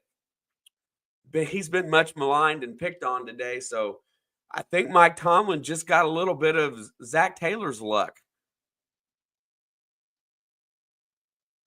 Now Cincinnati is within striking distance of a field goal here. A touchdown here would be monumental. Burrow's in the gun, 1st down and 10. He's got 4 wideouts, back to pass. Here comes pressure, fires it over the middle, and that is Jamar Chase makes the grab, and that gets down to the 31-yard line, 40 seconds to go. They're going to run the hurry up. Cam Taylor-Britt has been beat up on this year. He's learning to shut up, and maybe he will save his career. Bengals used a timeout there. I don't necessarily know why, but okay. So I can say that both teams have made some bonehead plays in this first half.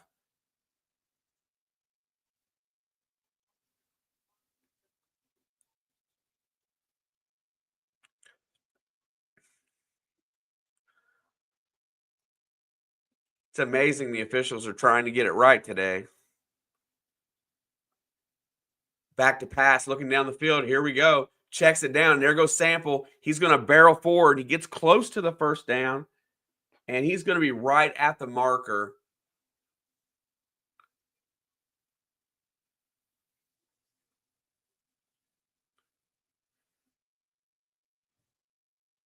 So now the clock is stopped. I don't know why. It should have kept running.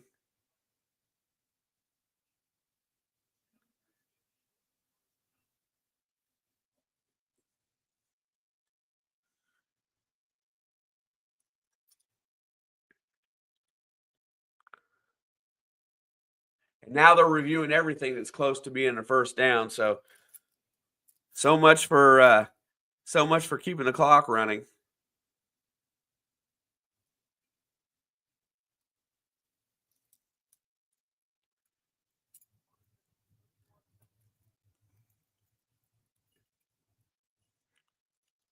All right, here we go. 1st and 10. Cincinnati used their final timeout there. Ball's at the 27.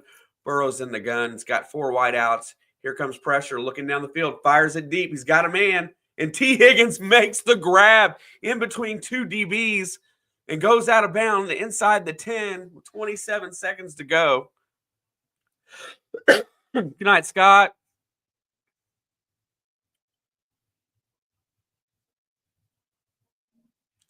T. Higgins is a stud. Oh, don't say that, Adam. I got to work tomorrow. I wonder if they're chanting T in Pittsburgh. I doubt it. Huge, huge, huge. Cincinnati has faltered the last few drives. They need to put one in the end zone here.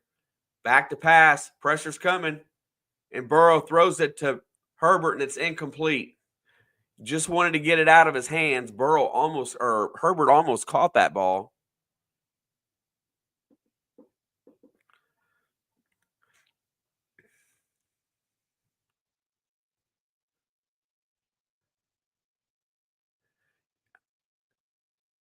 Burrow knows that TJ Watt is on a mission. That dude is coming hard. Yeah, no doubt. I listen, I would have punted on fourth down. I would not risk it in my own territory. Not in this type of game. Never, never, never. Back to pass, fires it over the middle, knocked down at the line of scrimmage. And that is the problem that Burrow has had with this team is the defensive line is so big. Alex Highsmith just gets his hands up and he knocks stuff out of the air. All he's doing, if he does not have pressure to pressure the quarterback, he stops, looks at his eyes, and gets his hands up to try to knock it out of the air. And he's a big guy.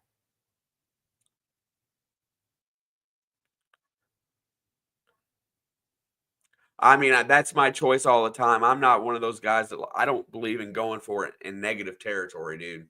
No way. Third and goal, huge play. Fires it to the end zone, and it goes through the hands of Chase. No flag on the play. You better kick a field goal.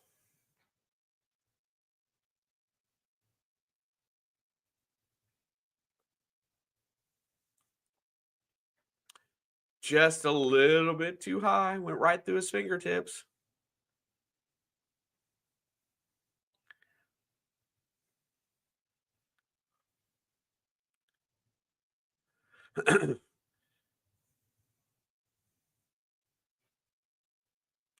This Pittsburgh defense is really good at disrupting Joe Burrow.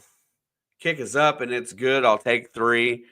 I should have had another 3 in it anyway, so we'll call that a win.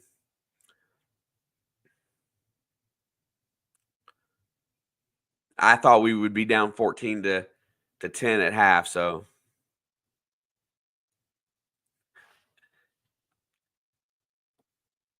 ow. Ow. Oh.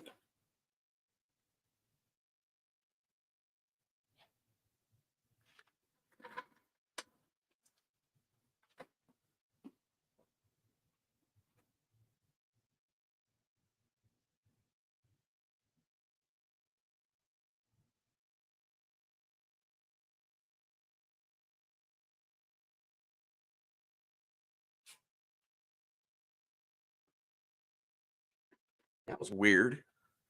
I'm telling you, keep watching The Amazing Tomlin. See what you think of him after the game.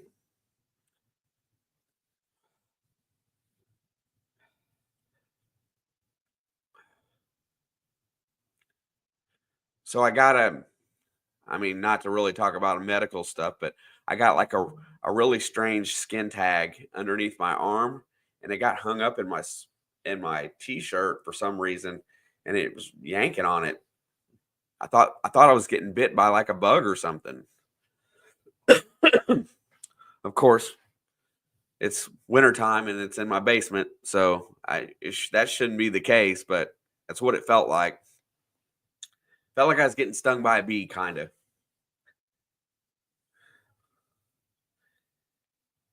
Or a spider. Well, you know what? I didn't find a spider, but there's a skin tag right there. I'll have to look at it here in a minute. Something happened. It's irritated.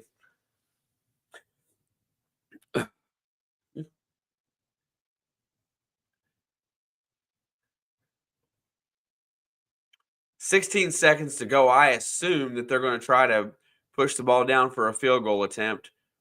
Wilson's back to pass, and here comes pressure, and he's going to get slammed down at the 21-yard line. I assume Tomlin's going to let the clock run out. Joseph Osai gets home, and the Bengals will have a 6-point lead at halftime. So I'm going to tell you guys about my dream last night, and you're going to laugh because I woke up and I've been sick, so I've been in bed a lot, and I sleep short periods of time, and then I dream heavy, and I wake up. Um, I woke up because I'm only going to say it because I'm only going to say it in here because if it happens, I was having a precognitive dream, but I woke up and was watching the football game, this football game in particular, because it was heavy on my mind. And Russell Wilson threw a TD pass to tie it up at 23 at the end of regulation. Yeah, I can't see until I go upstairs, but it felt like something bit me, dude.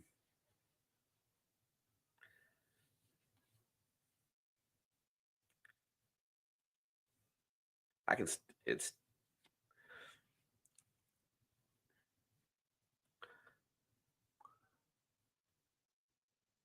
Yeah, I will hear it. It's halftime. Y'all give me 2 minutes. I'll be right back.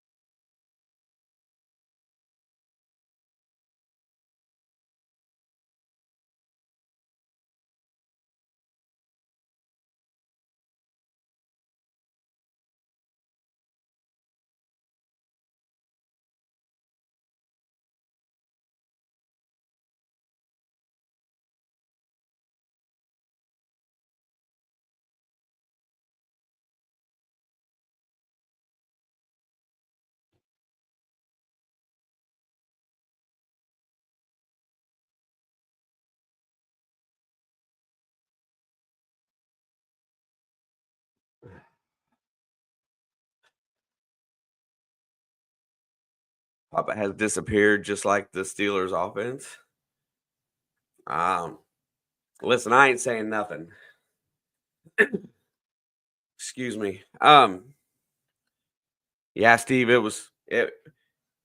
it's a really weird looking nasty thing, and it got twisted up in my shirt. I guess there's no marks. It's just red.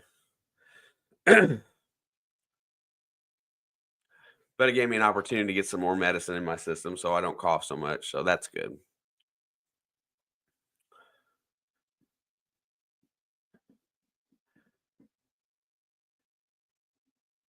And how you doing, Crafty? Happy New Year. Merry Christmas. It hurt. It freaked me out. I'll tell you that much. I don't freak out much. Plot twist. Justin Fields starts the second half. Hey, John, I'll make you a deal. Yeah, we have them here too, Steve. So, and Black Widows. Hey, John, I'll make you a deal. If Pittsburgh wins this game, if Pittsburgh wins this game, you're going to sit here and you're going to tell everybody you're thankful for what you have. You're going to be thankful for your coach. You're going to be thankful for your quarterback. You're going to be thankful for your ownership, and you're going to stop whining because that's what you should do. You should be thankful.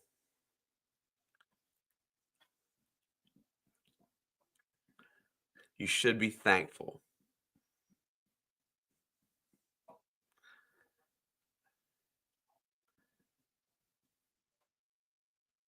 We should learn to appreciate what we have.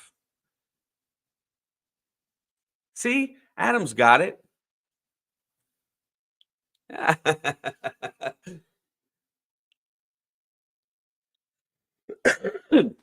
Deal. Good. You should be thankful. If you lose, I'm on board with you because you know what? As a Bengals fan, I hope Pittsburgh gets rid of Tomlin because he's been a thorn in my side for too long.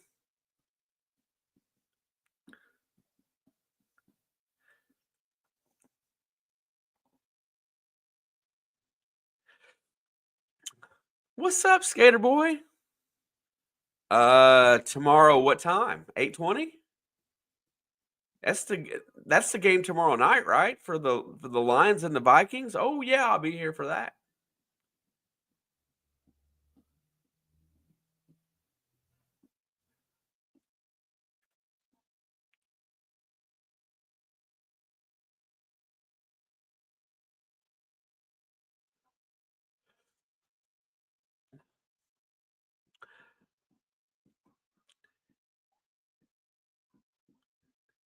Listen, the one thing that Carolina truly needs with their ownership. Oh, you're at the game. I got you. Enjoy yourself for sure.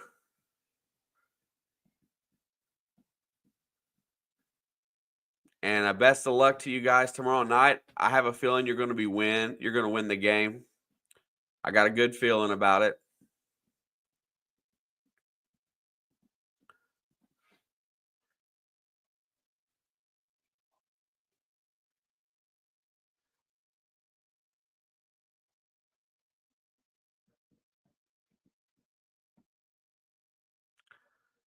But I will definitely be here for that. That will cap off the weekend for sure.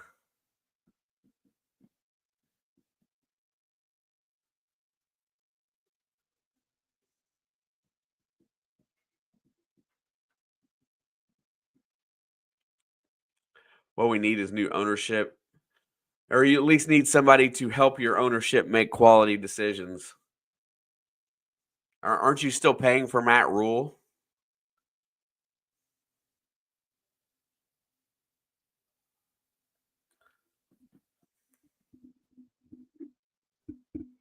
Yo, Yo, what's up? did you miss me? You listen. I'm going to tell you that Sports Cat was in here earlier, throwing a total hissy fit about 3 week hiatus of you, and I don't even know if he's still in here or not to relish in your being here. Well, I don't know what to tell you about little kid cat. Hello. What's up? You know, you're back. Hi, hello. Oh my gosh, I am alive. Barely, but I am alive. There he is. Has it really been 3 weeks? I think so. I know it's been at least 2. Kid Cat Alex knows what's up. Look, dude, I come up. I got the nicknames here and down, and Kid Cat's that's him. I don't have the game on right this second. I do know it's at halftime. What a messy game. Yep. I talked about it in pregame about the D line causing the issues for Burrow as no other D line can do, and thus all that stuff has happened today. So Yeah, well, you knew coming into this, Burrow could throw for 600 yards, but he's still going to get hit every other play. It's just one of them things. yeah, so far it's been fair. But Tomlin made the stupid decision to go for it in their own territory, which I basically just thought it was crazy. Like they had 3 plays in a row, ruled first downs and called back. I'm not knacking anyway. I'm not like making any statement about anything. I just thought it was like bizarre listening to it because I was listening to it on the radio. well, yeah, it's been that kind of a game. But if they're calling down from upstairs, stopping plays so that they can look at something based on, then they're not 3 happy. plays in a row. Then they're not happy with the way that the line judges are marking. So Can we like be fair though? Like those were 3 incredibly close calls that upstairs was kind of like, "Hey, I think you made the decision too fast." Like it wasn't necessarily saying you made the wrong decision, but it was just like those were very close and all 3 of them were extremely close calls. yeah, the Jalen Warren one, because his butt was down early, that they gave him credit for the lunge after. That one was really good that it was caught, but And then Davis Dather tapping Russ down, on the QB sneak. I mean, they were all very close, and in full speed, you might not have seen the fact that he was touchdown before he crossed the line. so it is so hard with the way the line As much is. as much as I hate officiating in general, like they do have a difficult job sometimes. Oh, for real. Like, it almost becomes a form of bias in those close call situations to make that immediate. Like, I don't know. Like, yeah, let's just give it to him. It looked close. Or, nah, he didn't make it. When in reality, he was this far from making it, Like, how do you just call that immediately? Like, the chain gang had already moved all 3 times. Like, that's how quick it was. Yeah, I gotta say that for once, I felt like the penalty flags were not going evenly early on, so I'll take it. I didn't feel like there was a whole lot of penalties. The one DPI on the tight end in the end zone that inevitably gave Pittsburgh their touchdown was I didn't see was that a little one. sus. Yeah, I didn't see that one. Like that is the one that I don't know what you're talking about. Like when they scored a touchdown, I was like, who scored? How did they score? What happened? And I had an active bet going on, so I pulled it up and I looked and I was like, well, they had to have run it in because Russ has 0 passing touchdowns. That Lamar cost me $75. I mean, Derrick Henry's cost me a lot more than that this year alone, so don't feel that bad. Yeah, I had everything but rushing yards probably, right? 25 yards passing and 2 rushing yards. Only 2. Okay, the rushing was closer. I couldn't remember what total you had. Yeah, 65 rushing and like 205 passing, 215 passing. Nah, I mean, despite the fact that this game was ugly and this first half was ugly, it's been a relatively good game. Like it's been a relatively good AFC North game. Like let's just say it how it is. Like everybody says, "Oh, Joe Burrow, 400 yards, 4 touchdowns with Russell Wilson who put up 400 last time they played the Bengals." Look, that wasn't a true AFC North game to begin with, all right? Like 13-7, this could be the final score and I'd be content with it because that's how this division plays each other. It don't matter how good these teams' offenses are. This is the type of football these teams play against each other on like a normal game. Look at the last game of Pittsburgh or the first game of Pittsburgh and Baltimore this year. I mean, Cade York kicks it through the back of the end zone, and it'll be about on. First time. My TV's about on. I'm rebooting it. I'm using my phone camera right now to look under my desk to see the TV box or see when it's done. Because I don't like leaning under the desk. Are the stands empty? I mean, that is a good question for one, but 2, it's cold and it's snowing. I know that doesn't matter, but it's like 19 degrees or something there. He does make a point though. Pittsburgh is everywhere. Like Pittsburgh fans, I mean. 1st and 10, ball's at the 30. Wilson's under center. They're going to pitch it to Najee, and he is blown up, but he gets away. But no, he goes down. He rolls out of the tackle. Jermaine Pratt. This is it right here in the AFC North. 9-6 is a high-scoring game. That's what I'm saying. 13 to It doesn't 7. matter. If this game ended and nobody scored in the second half, people would be livid, except for the real AFC North fans, and they just get that this is how it is. All right, second. That's a 4-yard loss for Najee. Jermaine Pratt with the stop. 2nd down and 14. Wilson's under center. I look for play action this time. Let's see what we get. Back to pass, looking down the field, checks it down to Najee, and that's blown up again. And he gets back to the original line of scrimmage, plus about a yard. I think it'll be about 3rd and 9.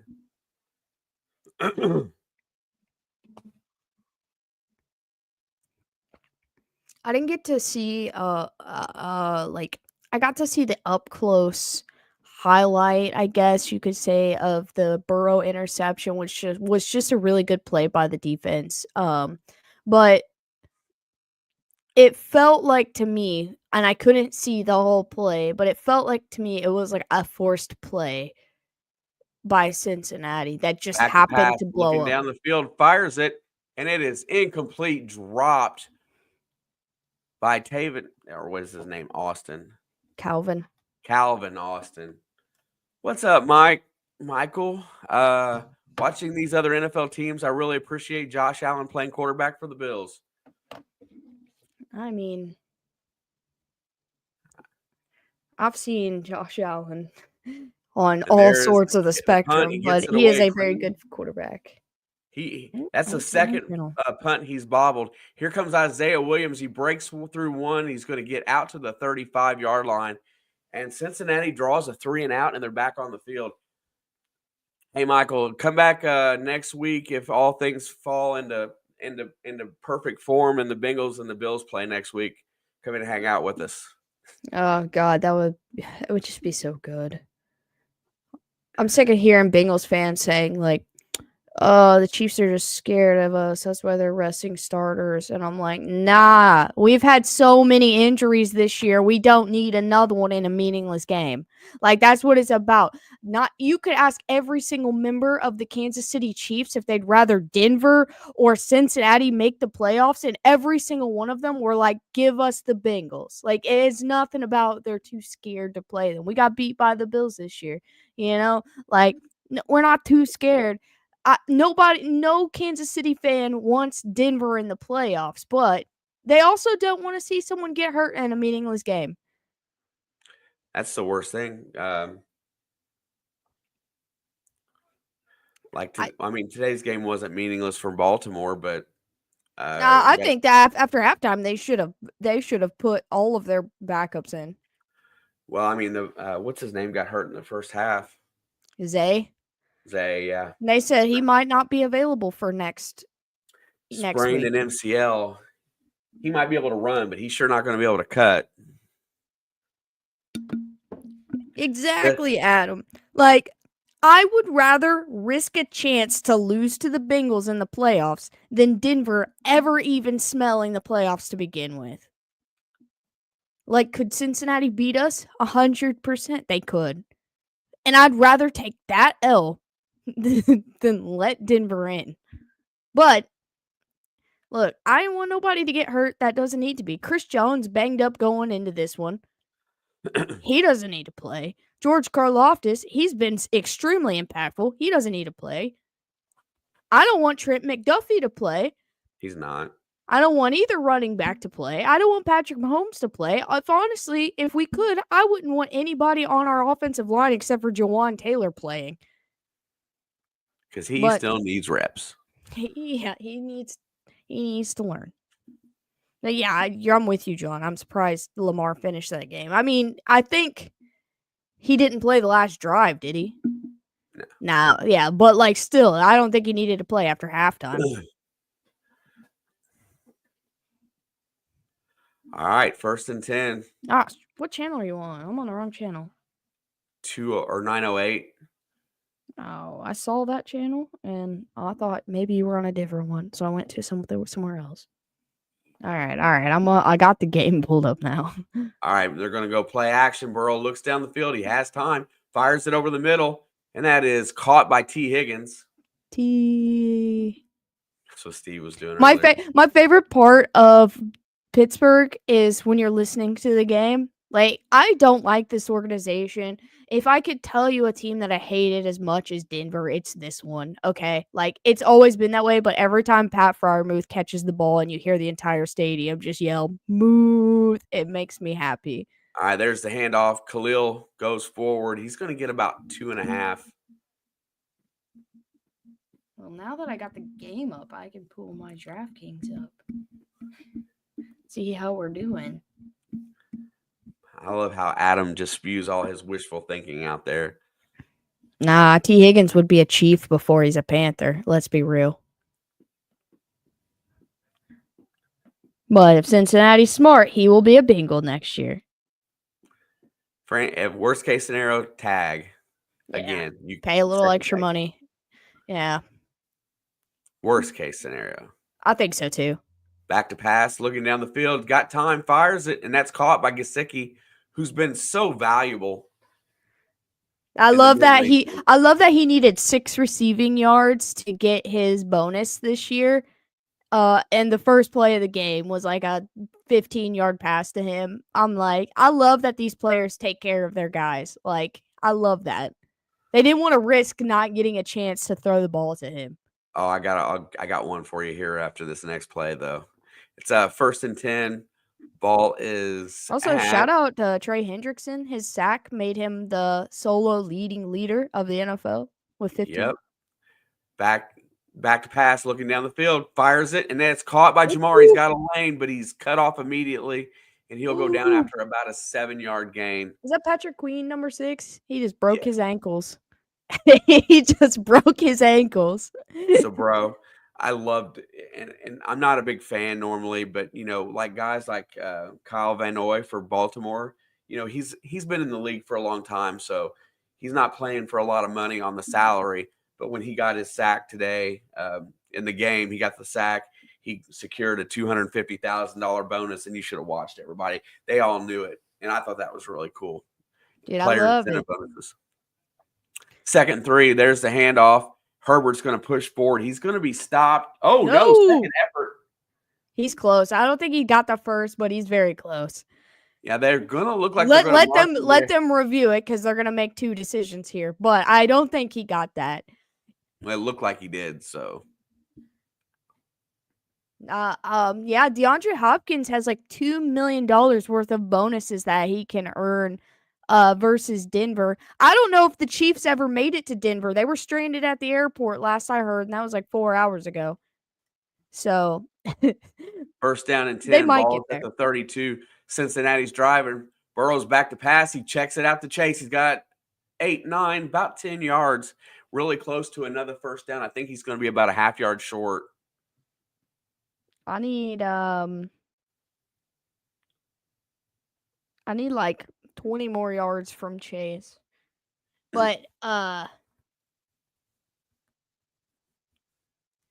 DeAndre Hopkins needs like 1 touchdown for a bonus, 6 catches for a bonus, and like 70 yards. 2nd down and 1. They're going to hand it off to Herbert. He's got the 1st down and then some. Without Chase Brown today, Khalil Herbert has stepped up and done just enough to make this offense balanced. I will admit, watching Bengals games isn't quite as fun without Chase Brown.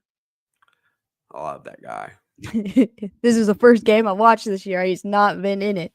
And this is, a little less exciting. Hopefully it's not the last game of the season. Let's go. Nah, he was on the field trying to play. It was a game time decision. I think he'll be good by next week if they are to make the playoffs. Okay, here comes pressure. Back to pass. Fires it, hits out to Sample. Sample's not had a lot of luck today in the receiving game. Yeah. The one good pass he caught got nullified by a penalty, which was a good penalty. The ineligible man downfield. He was kind of just wandering. Yeah, 3 targets, 3 catches, 6 yards. Like, he's just not had, like, the best of opportunity. Yeah, he's been there. He's been the outlet guy when Burrow's about to eat it. Which, I mean, I guess it is better than a sack. 2nd down and 8. 4 on the play clock. Burrows back to pass, looking, checks it down to Herbert. He's going to get a Uh-oh. lane, and he Uh-oh. steps out of bounds, I think. Yeah, they marked him back where it looked like he might have.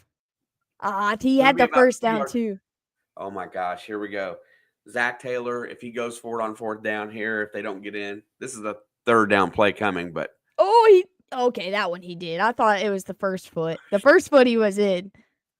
But he's a lot closer than where they initially were marking him. He was another yard or two because they marked him where that first foot was. He didn't go out of bounds till the second one. Okay, they fixed it. 3rd down and 2. If you don't get in here, kick a field goal. Yeah, go up more than a touchdown. Back to pass, looking downfield. Here comes pressure. Uh-oh, He's got skating. time, and he takes the sack. All right, they gotta kick now. But I don't know if he just didn't have anything on. Uh-oh. He's still on the ground.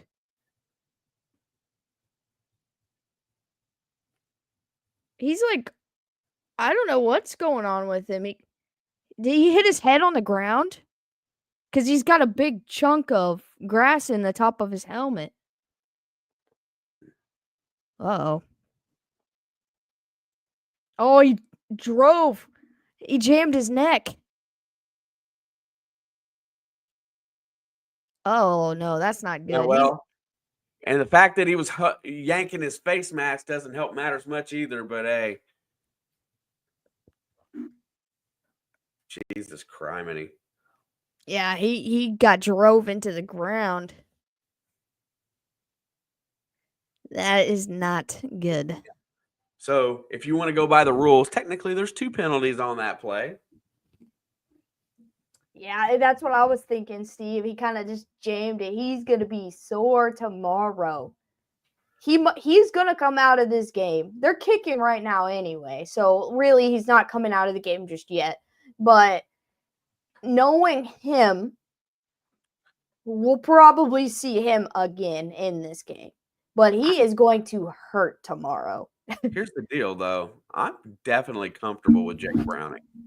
Yeah, no. I say you kick it and go up 16-7, which is 9 points. That's 2 scores, right? Then you kick the ball off, give it to Pittsburgh. If they go 3 and out, put Jake Browning in, right? Like you keep Jake in until Pittsburgh scores again, unless Jake scores while he's on the field, right? Because you're up 2 scores. Until it becomes a 1-score game, you have a lot less to worry about. Because Joe's going to try to get back in this game, no matter what. It's what he's going to do. They're gamers. His wrist was different, all right? Like, his knee was different. Like, he couldn't walk and he couldn't throw. That's different. Yeah, this as neck. long as it's not a concussion, I think he's just going to be sore. You know, like if we come back from commercial and he's walking off the field, he's going to try to come back in. Yeah, it hurt. I mean, once they showed that replay, because you don't really notice it initially. Yeah, he had 2 big dudes. Look, he's walking. I think he's just going to be sore as long as they don't rule him out to as a concussion. Yeah, it didn't look bad till we saw the replay. Exactly. You know, you didn't have to dress up for us. You've been gone a while, but we accepted you in your scrubs again. What do you mean? I'm in sweatpants. I'm in sweatpants and a Bring Me the Horizon shirt. This is the most authentic Alex you're ever going to get. 35-yard field goal attempt incoming.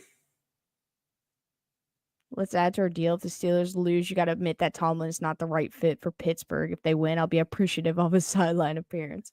Kick is up, and it is good. Yeah, Cade, now it's not the time. Whatever you want me to admit.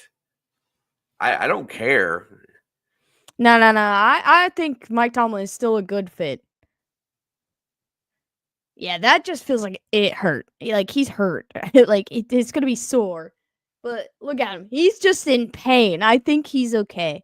Like, this dude is a dog, all right? He's got ice in his veins. He'll be back. Alex gaming stream tonight? You know, we'll see. Wow, I'm surprised at that answer. That's the answer I give him every time. Except for he asked me on New Year's, and I just sent him a cheers meme. If you guys saw me on New Year's Day, you're going to know exactly why I wasn't in here on New Year's Eve. All right, Katie York's lining up to kick this one away.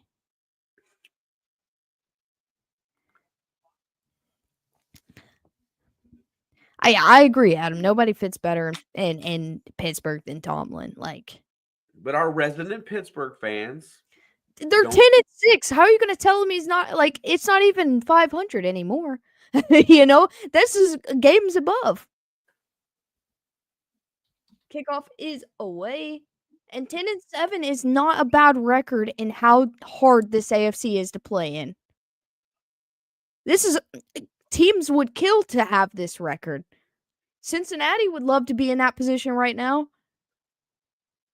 I mean, yeah, somebody else to argue with John for a little while. Awesome. Nah, I don't even like Pittsburgh. I wish they finished 2-14 every year, or 2-15 or whatever. But I gotta give respect where it's due.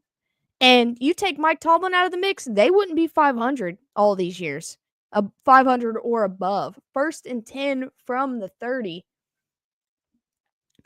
Handoff. I think that's Warren. He's got room, and he's going to pick up 9 on a ground up the middle. Yeah, I'm saying, if they fired Mike Tomlin, it doesn't matter who they bring in next year. I could almost place a bet they'd finish under 500 because of how tough this AFC is and to be a new coach of a new team coming in. And then you guys be crying that you want him back. Can we talk about this setup? What setup? If you're talking about this scoreboard thing, that's all I am. Well, I didn't necessarily expect you to be here, so. It'll be all right. It'll be all right. All right, 2nd and 1. They're going to go right back to the ground game. Handoff, Najee. He's going to get 3, and he's going to pick up the 1st down. Would you rather a mini this and an Alex, or would you just rather this, or I can just be a voice inside your head? There you go. You got it, Steve. That's just for you, my guy. Oh, no. Listen, John. Oh, hang on. 1st and 10, handoff to Najee. He's going to pick up 2. Nobody's saying they should fire Harbaugh because Lamar can't make it to the Super Bowl. So nobody wants Mike Tomlin gone because they have lost a couple playoff games. Voice just thought my head go away. Look, ask and you shall receive. I'm in your walls, bro. 2nd down and 8. They're just trying the run the ball down your throat method, but here he's going to throw. Pressure comes, and he just shoots it into the stands. Yes. I transformed into a giant red triangle. See, I'll be real honest. When I saw his setup, I thought I was going to be able to pop in and then move my camera around to be in that red space, and it didn't work that way because I didn't realize it was his full screen.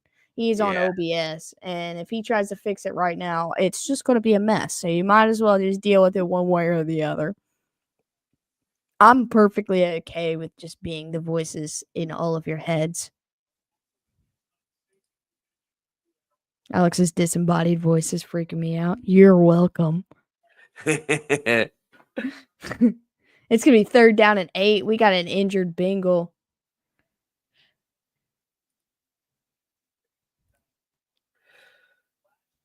Just go back to 2 screens. This is slightly worse.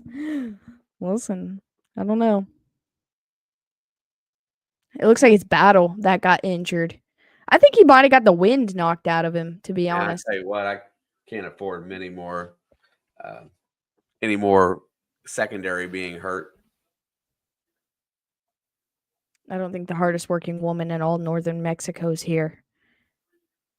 But if she is, we will allow her to show herself. I don't know who it is, but You got all dressed up? Dude, I'm in a long sleeve t-shirt and sweatpants. I just got off work. 3rd and 8. Russ gonna take a shot. Whoa! It is caught. No, it's dropped because George Pickens' ass. Where'd he go? He's okay. He didn't just put me full screen. He's gone. R.I.P. It's gonna be 4th down. Yeah, this is not getting dressed up. I'm in sweatpants. And they have to punt here. George Pickens sucks. Wait, hold up. Hey, there he is. Punt's nearly blocked. He's going to let it bounce. I got the score incorrect. I'm not right yet, but I mean, that's close, I guess. It is the 3rd quarter. 16-7.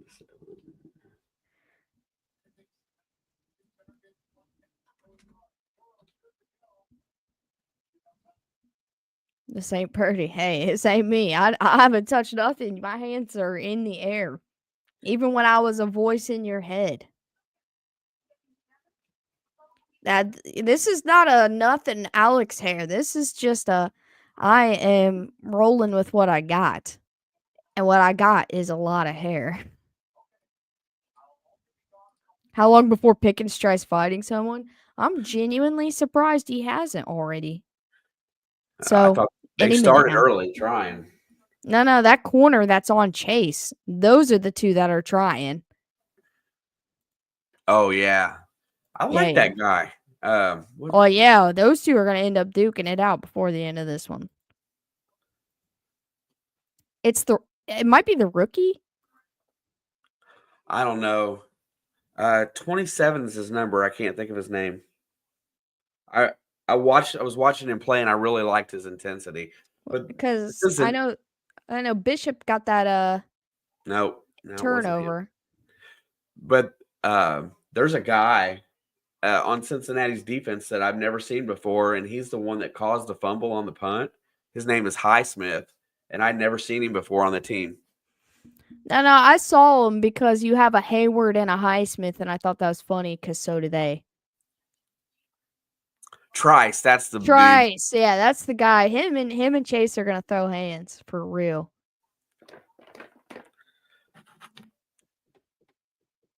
Over under 2 drives. That's fair. Yeah, that Trice guy's been good. Listen, I don't care what you say. I love how Pittsburgh develops defensive talent, and a lot of that falls on Mike Tomlin's shoulders. I like the way those guys play. I don't like it when they smash my quarterback, but I like the way they play. Rookie year and first start. Oh, this is his first start? Who's that? They're talking about Trice. Even more impressive with that being said. All right, Cincinnati's got the ball. 4:33 to go in the 3rd quarter. Current temp, 21 degrees, feels like 10. Ooh, 1st and 10. Cold. Burrow's in the gun. They're lining up with pressure. He's going to hand it off to Herbert, who's got a lane. He's going to get 5, 6. Wait, was Burrow in the game? What's that? I said, was that Burrow? Yeah, I told you he'd be back. He is in there. No, I'm talking about the quarterback. Yeah. That quarterback plays for the Chargers. Yeah, that's Herbert ran the ball.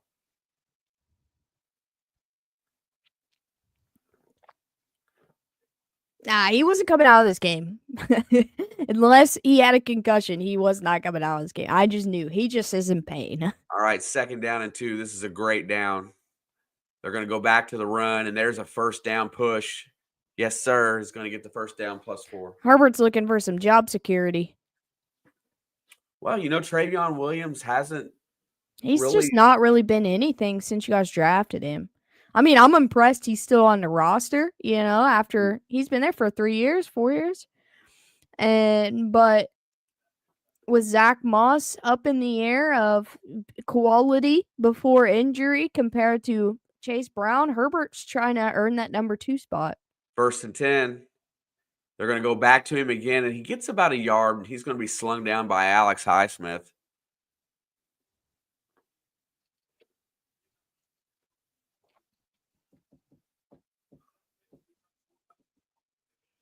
Yeah, Chase Brown has 1,350 scrimmage yards, and the dude didn't start till like week 7. Yeah, he was kind of a secondary back until then. True. It's crazy. That's all you need to know about Zach Moss, man. Like, I know he got injured. I don't want to talk about a guy while he's down, but he was just not producing when he was up. Back to pass, looking, gets Sample. He's going to Hey, get close to another first hey, down. no penalty. Give him them yards. He's earned them today. That was the first play and not taken away. That was more than like 2 yards. Yeah, he's been the outlet for for pressure for Burrow the whole game. He's in there to block and then release. Yes, free sample. 3rd down and 1, big play. Pittsburgh is desperate for the ball back. I'll say There goes Herbert. He's going to clearly get the first down. I'll say sneak it with Gesicki. They'd never see it coming.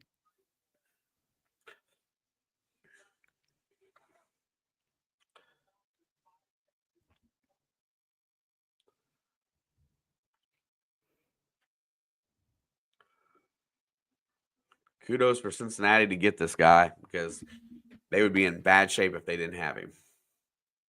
Oh, if they had to rely on Travion as number 1? Yeah.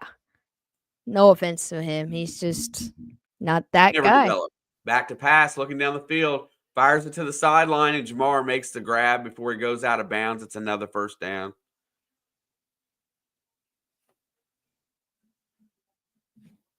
$15-yard play.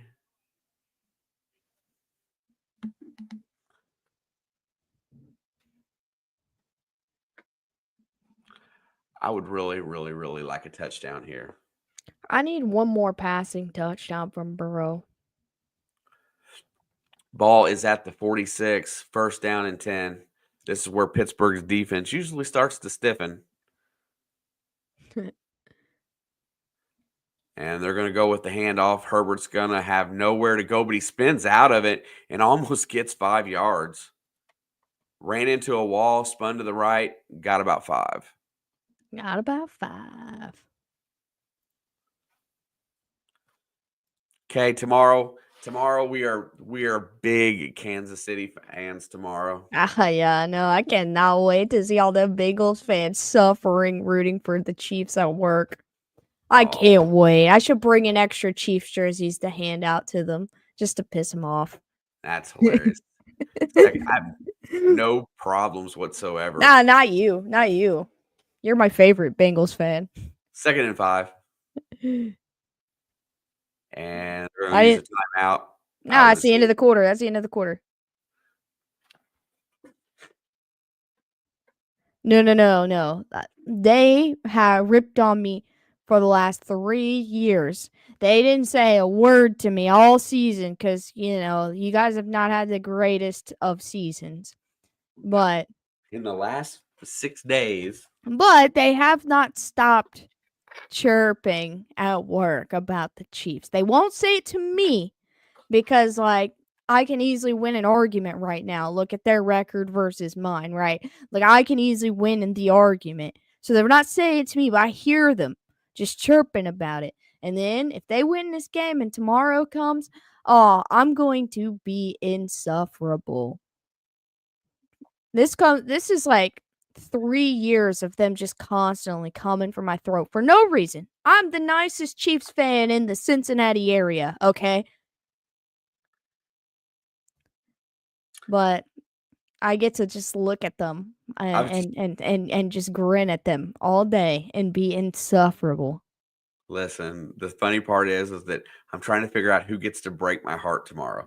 Does the Kansas Miami, City Miami, Denver, or Kansas City? I took that a different direction. Is Kansas City the team that gets to break my heart tomorrow, or is it Aaron Rodgers? That's fair. That would hurt your feelings too. Because see, he's the one that I got picked. I feel like the Jets are going to win tomorrow against Miami. No. I think the Jets are going to win tomorrow too. I picked them. But no, I think they should win tomorrow. Is what I'm saying. Kansas City wins that game. and the Jets go out there and lay a big 30-0 egg, I'm going to be pretty rough on Sunday Night Football. Well, I think the Jets play before the Chiefs do. No, Chiefs don't play till 4:25. I thought the Chiefs played at 1 o'clock. Now the Chiefs play at 4:25, thankfully, because they might not even be in Denver yet. I'm gonna get on Twitter and see if they've actually made it on the plane into Denver, because they were stuck in Kansas City.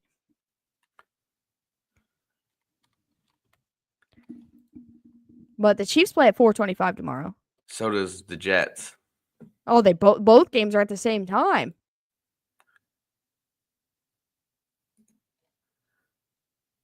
Yep, both are at 4:25. Oh, what's up, Thailand? Dude, I don't bet on the money line of the Chiefs ever, because I feel like it's bad luck. But it's so tempting. All right, 2nd down and 5. 8's on the play clock. Burrow's in the gun. There's a snap, back to pass. Here comes pressure. Herbert picks it up. He goes down the sideline to Chase. Oh, my God. That toes. The toes. I just saw A.J. Green for a minute. You cannot defend that. I just saw A.J. Green for a minute. Let's see. Catch, toe. That back shoulder, him and T are both so good at that play. Dude, that one catch T had earlier in this game. There's a handoff. Herbert goes through the middle, and he'll be stopped after a 2-yard gain.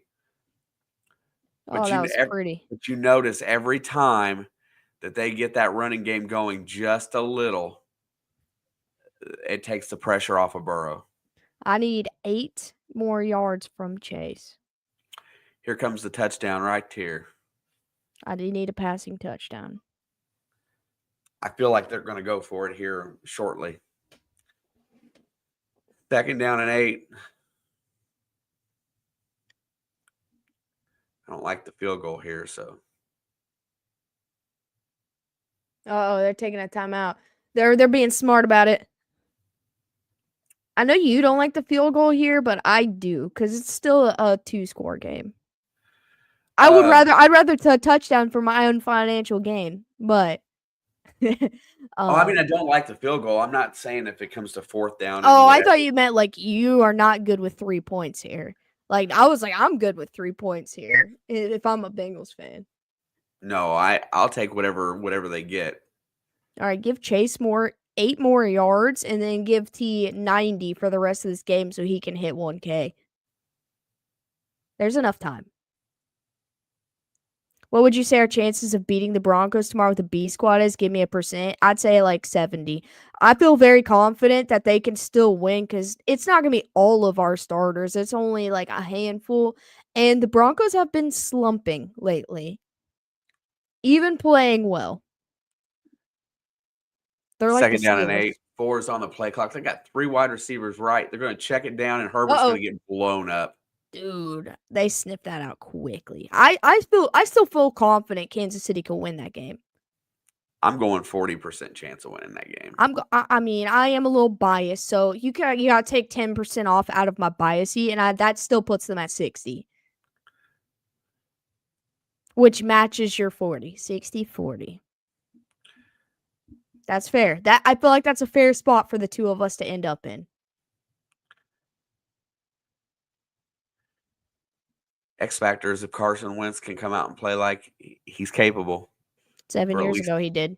7 years ago, he just torched the difference. Burrow steps up. He's going to flip it to. Let's go, Tanner Hudson's in.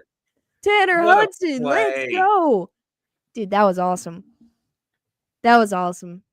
Tanner Hudson. Good on him. Nice to see him back on the field. Good on him to help his quarterback out. He didn't have anybody to block, so he just got out the way and got open. I put a little bit more of that even on Hudson than Burrow. Burrow was trying to stay on his feet, and Hudson made himself available right in front of him. All right, there's the handoff to Herbert. He's going to go for about 2. 2nd down and goal at the 8. And I'm more than content with watching that clock dwindle too. A touchdown here would be monumental. Also, we get a first round bye in the playoffs, and Jalen Watson, there's like a 70% chance he plays in the first game of our playoffs. And that is so big. Yeah, it'd be nice to get that guy back. He just elevates our secondary. Like Trent McDuffie is him, but coupled with Jalen Yoshivas is in Watson. motion. What is the play call here? Look, and here comes pressure. He checks it down to Yoshi. He goes in, he goes down. No, he stepped I out think he stepped out of bounds. Yeah. at the 5. I've called it out in the chat several times. Cincinnati loves to get the motion guy the ball every time. Just like Miami. Oh, yeah. He The drug his ball should foot. be at the 4. He drug his foot across. All right, huge play. They spot the ball at the 5. He should have had an extra yard because the ball was a yard ahead of his foot, but they can't spot the ball in this game. They can't get it all right. And furthermore, he has an ankle injury, so no 90 yards to get his 1K, 89 yards. Is that why is he not playing right now? Well, that's what Steve just said, ankle injury.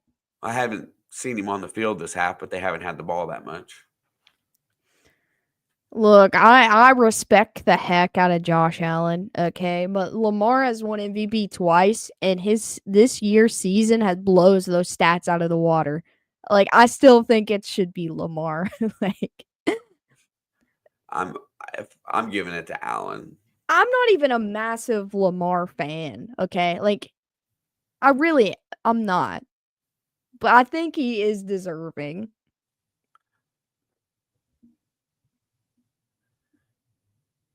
Yeah, it was 28. 28 passing yards and 2 rushing yards. It cost me today. Back to pass. Here comes pressure. Fires it to the end zone. That's why you think Josh is MVP, because he cost you money today. No, I just think Josh will get MVP this year. No, I'm not saying who I think will get it. Oh. I'm saying who you think should be it. Whoa. That's the second ball in this game Burrow's thrown behind somebody, and one of them was an interception. All right. Zach Taylor's kicking a field goal here. Thank goodness. Please make it. Oh, they just cursed him. And he made it. He made it. It's fine. He's so close that I don't know if he could shank that or not. No, Burrow is 100%. It has to be in pain. Like, he got drove by 700 pounds of man into the ground and jammed his neck. Like, there ain't no way he's not hurting. Unless he's riding on adrenaline, which could very well be true. He's going to be in a world of hurt tomorrow, yes. If the game is close, I give the game to us. I think Nix will buckle under the pressure, rookie quarterback. Yeah, I got no bad blood against Bo Nix. Like, let me start by saying that. I hate that he got drafted by Denver. I hate that he's been good for Denver. But that doesn't mean I necessarily hate him or anything. I got nothing against him. But,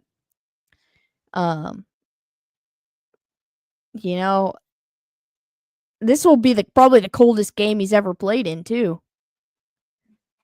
So we don't know how he plays in the cold. He's going to be in a world of hurt. Tell me I'm wrong. That's crazy. Tell me I'm wrong, though. Oh, I know you switched the score over, but we are in the fourth quarter. I'm fixing it. Oh, yeah. I forgot I was looking on Twitter to see if the Chiefs ever made it.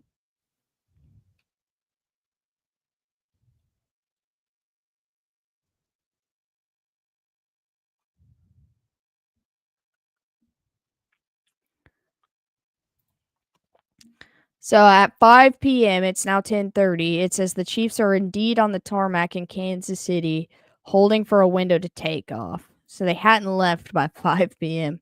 They touched down in Denver 1 hour ago. So it's 8:30 there. Yeah, now. and it's 9:30 on their normal clock. it's all about tomorrow with that game is really it's going to boil down to if they don't turn the ball over. It goes for both ends. Yeah, Carson, you hear that? I can't believe I have to cheer for Carson Wentz. I can't believe I have to cheer for Carson Wentz. This is like the best, worst day of my life.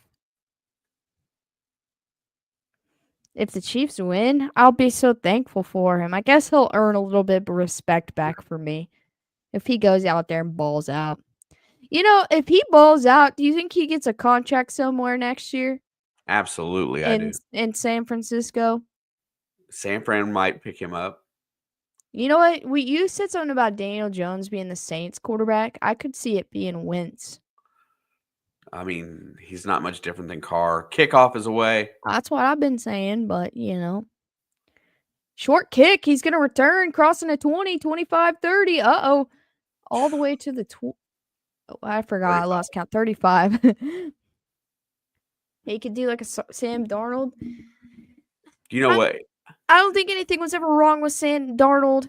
He played for the Jets, and he went to the Panthers when the Panthers were at their peak worst, like everything. Like, no offense, but like they're finally starting to put some pieces together. But when Sam Darnold got there, they were at their worst. Nobody was gonna succeed then. 1st and 10 from the 35. Yeah, he wasn't bad, but Carolina was just bad as a whole. Russ fires to the 40. That's Austin, I think. And he's going to complete it for 5. I love Steve Wilkes. Look, I took Cincinnati for over 21.5 points. I swear this is what they end with. 2nd and 5, quick fire out, caught. I believe that's Austin again. Close to the first down. They're going to give it to him. We'll see if it stands. Van Jefferson. Okay. They look similar, him and Austin. You ain't kidding. I don't know what their actual numbers are. 1st and 10. Russ fires out. Bobbled by Muth. Incomplete. I know you can't say it if you don't catch it. Oh. Nobody in the stands are saying that because he didn't catch it. Who was it that was talking about it looked kind of empty there tonight? It does look empty there tonight. Adam said that. Pretty perceptive there, young man. All right, 2nd and 10 at the 45. Back to pass, fires to the right side, caught. I guess that's Jefferson. It is. And he's going to be about a yard and a half short of the first.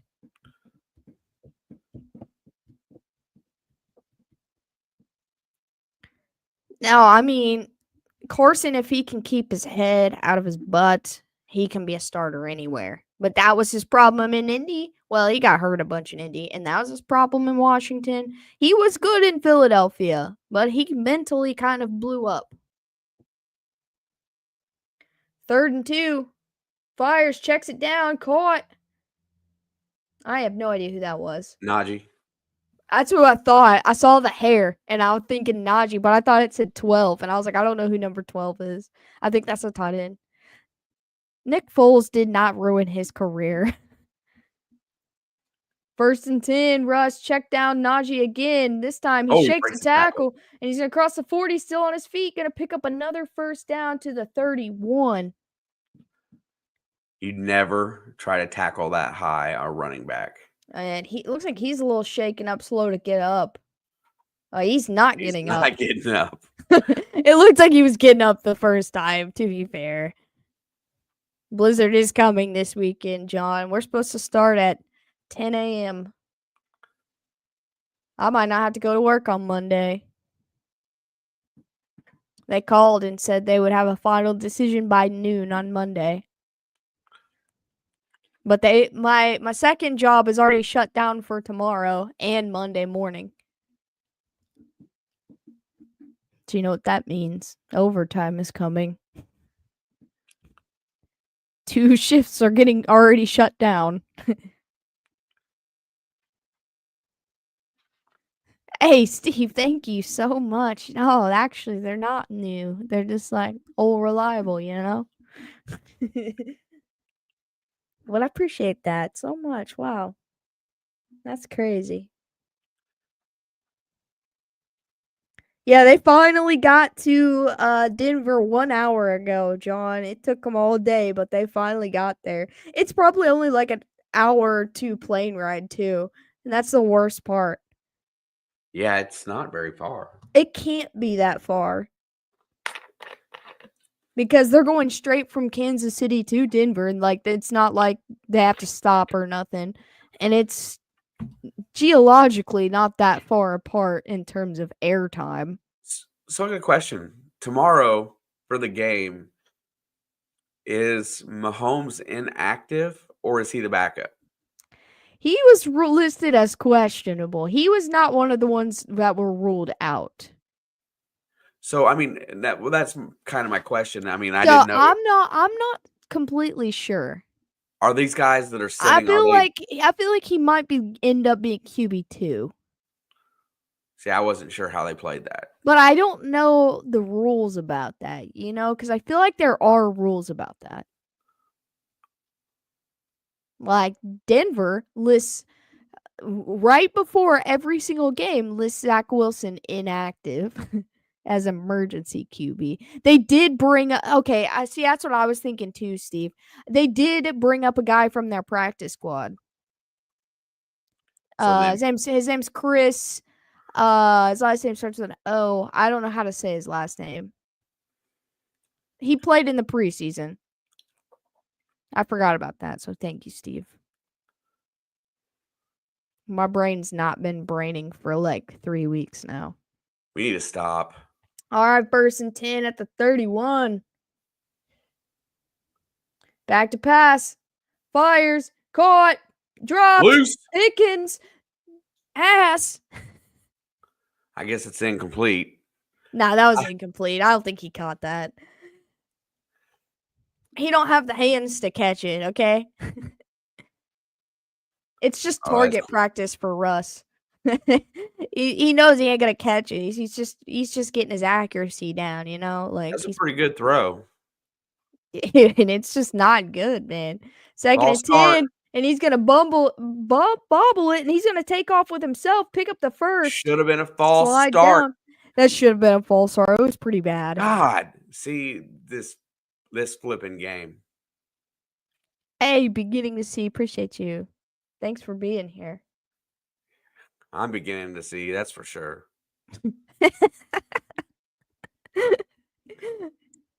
Hell yeah, brother. 1st and 10.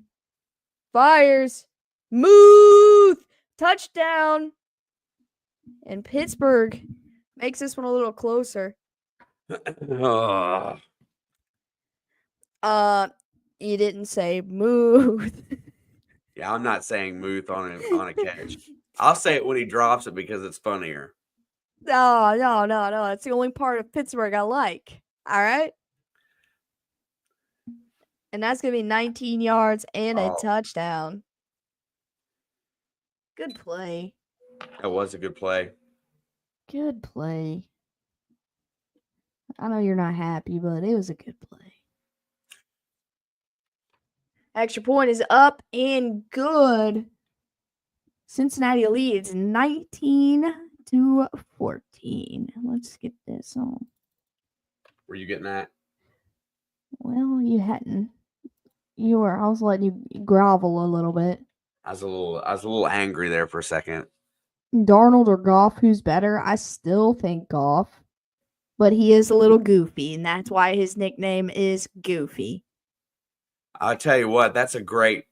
I mean, overall, you can ability wise, they're pretty even. But I mean, we've only had 1 or 2 really solid years over Sam Darnold's career to compare to Jared Goff being fairly consistent his entire career. He's been in a better situation his entire career, so it's very hard to make that argument. I like to be fair here. Yeah, like I said, if Darnold for some reason is not on Minnesota next year, depending on where he goes, will determine whether or not I feel like he's going to be solid or not. I have to, by default, say Jared Goff because we've not seen a long enough term of Sam Darnold. Like, it's not a knock on him. It's just, can he maintain this next year if he is QB1 in Minnesota? That's always the thing, right? You can do it for 1 year, but the next year when you come back, when people have a whole season of film on you, are you going to be able to replicate any sort of that? Are you still going to win 14 games next year? And usually that second season is not as good as the first. Like, you almost have to treat him as a rookie. Like, look at CJ Stroud his rookie year into his sophomore slump. Granted, they're making the playoffs, but that division's just bad. But, when a quarterback goes to a new team, the second year is always the year you need to judge them a little harder than the first year. I need to get me some ski goggles. Let's go. Where am I ever going to use ski goggles? Alex, I Never. just want like at least 3 or 4 first downs. No, I need a score.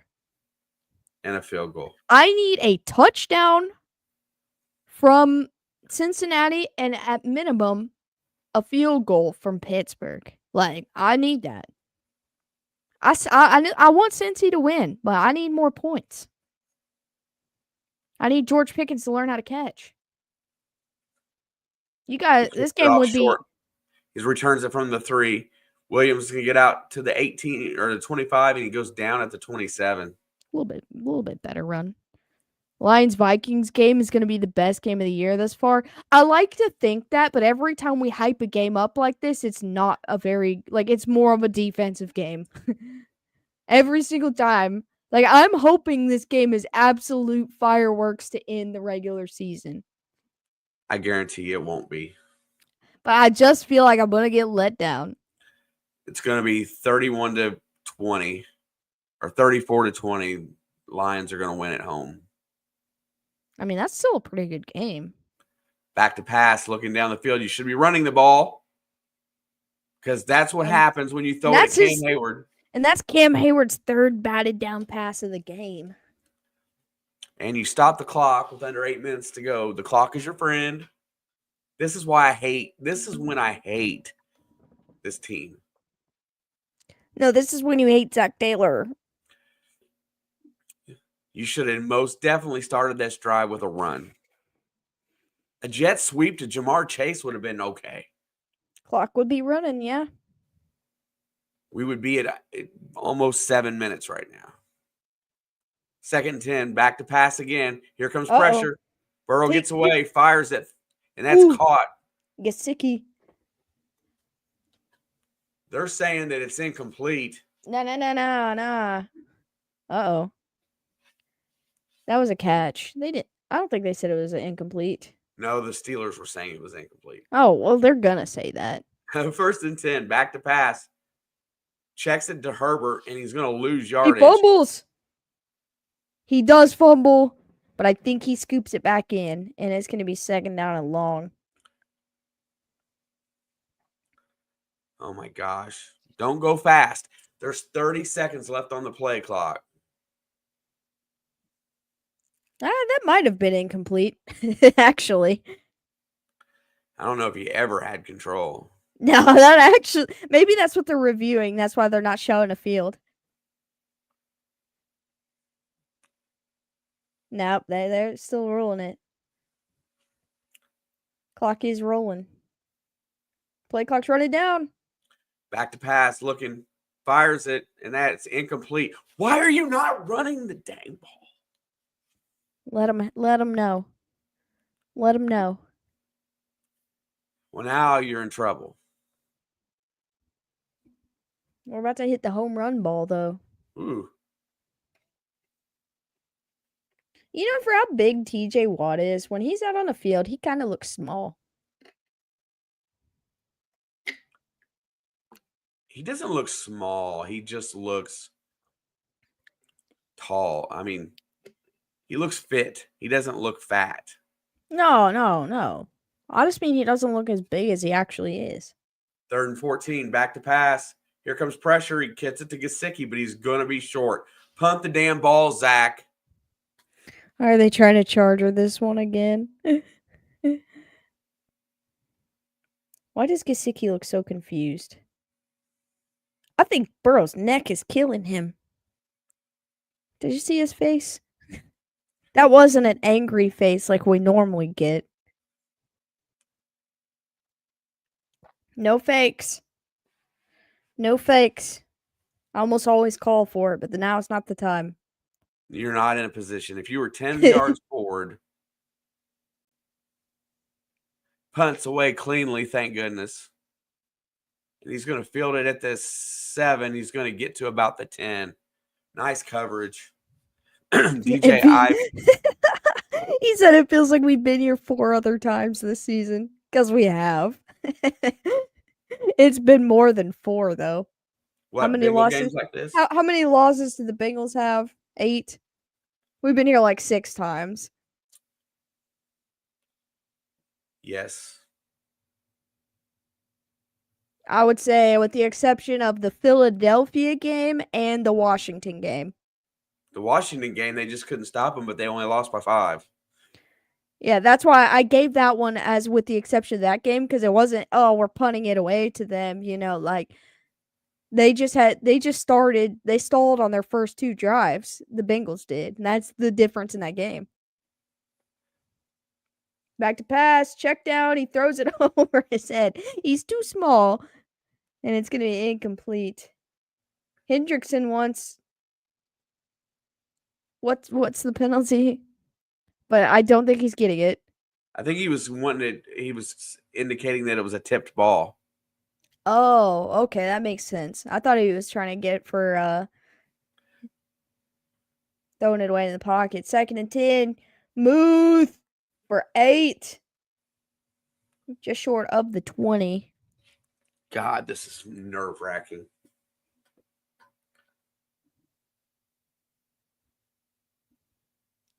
All right, 3rd and 1.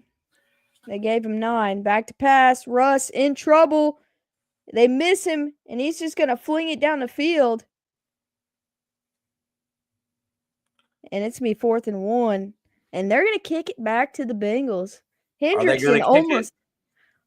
Yeah, it looks like he was coming off. Hendrickson just barely missed out on his 2nd sack of the game. It's because Russ is tiny and quick. Hey, Michael, Happy New Year's. What's up, Michael? Look, I didn't even know there was Saturday football 2 weeks in a row. 3 weeks in a row, right? No, it was 2. He's going to let it bounce. Did that hit off a Bengal? Well, they're saying it did.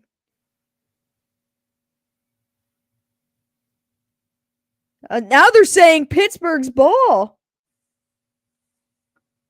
Uh-oh.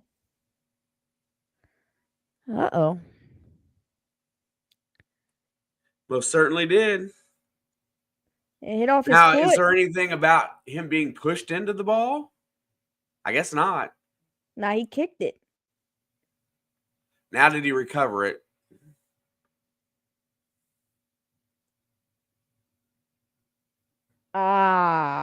That's clean. That should be a turnover. That is a turnover. God damn it, Cincinnati.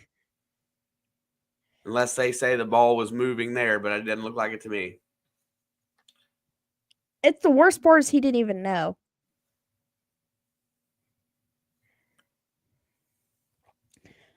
All right, hold him to 3.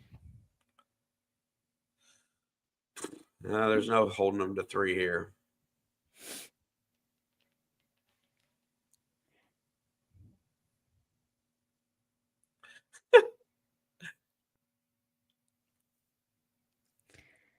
Oh, yeah, but he's also, like, tiny, though. He's like the Christian version of Aaron Rodgers. 1st and 10, back to pass, fires. Oh. Pickens. right through his hands. I don't even know why he's targeting him. Keep throwing it that way if he's going to keep doing that, for sure. Like, he should have put new gloves on at halftime or something. Which is why, like, I'm surprised he didn't stand up and punch an official. Like, all right, 2nd and 10. Russ fires. Muth. He's going to get 9. Man, that's a big guy to knock out of bounds. Dude. You going to keep targeting your only good receiver? Nah, Freiermuth's right there. And Calvin Austin has been really solid for them this year. Pickens is just doo-doo brains, I think. Dude, everybody's in his ear. Look at him. Dude, George Pickens is no different than Kadarius Toney. Changed my mind. Wait, how'd they give him a first down? Calvin's not Pickens, but Pickens can't catch, and Calvin can. How did they give him a first down? He was knocked out of bounds. He reached over right before he went out of bounds. And they're going to hand it or toss it to Patterson. I like that guy. That's a big boy. Cordell. Awesome. Yeah. Arthur Smith knew he had value. Well, Arthur Smith's had him before. 2nd and 9. Oh, Russ goes down. Hendrickson gets a 16. Hendrickson comes around hot. Smoked him.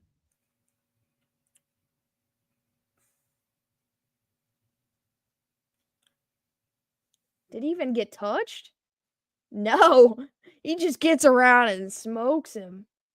And if he missed, the guy on the other side was getting him. Yeah, scream, Trey. Let's go. 3rd and 15. Do not give up a first down or a penalty. Yeah, no kidding. All right, 3rd and 15. Back to pass. Looking. Steps up. Fires. Takes the shot. And it's in and out of the hands. I do not know who that was, but it is incomplete. There's a flag. Where was the...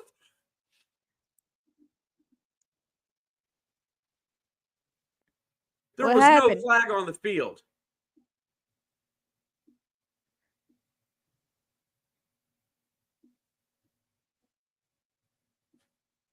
It's a hold on the offense. Wait, why did they accept the penalty? Wouldn't it have been 4th down if they declined it? Because they're in field goal range. But what is that? There's a hold. Oh my gosh, that's not holding. That's borderline something else. But now they get another shot. Why would you accept that penalty? Why would you accept that penalty? Oh my gosh. It's a 5-point game, though. Yeah, if they kick the field goal, you get the ball back with two. I think Boswell. Now you got another chance at a defensive. You know, Cincinnati's going to fuck up here. Sorry. 3rd and 25. They're going to throw a quick slant to Freiermuth, and it's going to be 4th down. What? I'm so confused why they ever would have accepted that penalty. I wouldn't have. I let them. They're sitting Boswell anyway. Well, they are. It's 4th and 18. I mean, the clock is running. That's the only difference. I guess. I mean, and it's 54 yards. Before it had been a 51. I don't know. All right, Boswell, 54 yards. Kick is up. Why can't he miss one ever? He's money. Listen, if Pittsburgh cuts him, you know what's going to happen? Cincinnati's going to go down the field. They're going to score a touchdown. They're going to miss the extra point. And Pittsburgh's going to get the ball back and try to tie this up with a 2-point conversion. That's what's going to happen. That cuss was more than warranted. It feels like it's all in the cards. Yeah, I know. Burrow's gonna like throw for a 75-yard touchdown or something stupid. Sorry, 60. How many? 65? Where do they start now? The 30, 70-yard touchdown.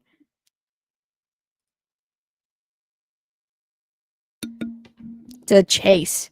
He's just gonna weave his way all the way up. No, they're going to throw the ball 3 times and punt. No.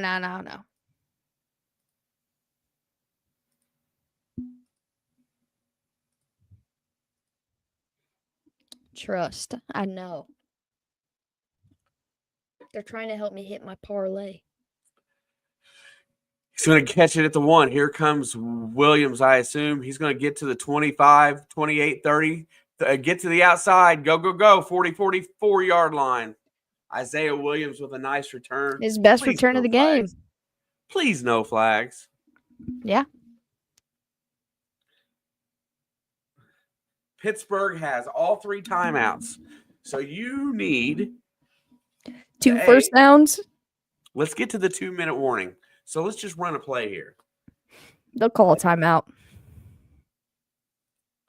They'll call a timeout before the 2-minute warning.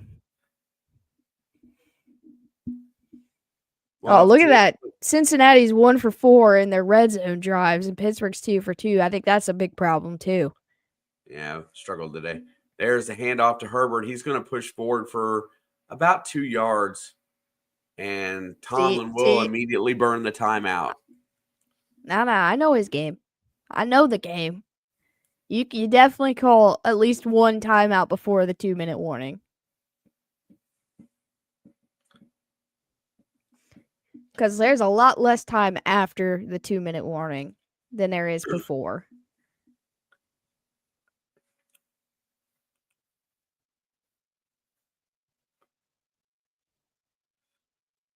Listen, going to Pittsburgh was not going to be an offensive juggernaut game for us. We knew this.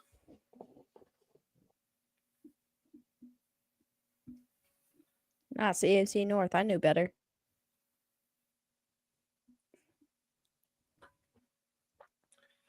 You need a first down.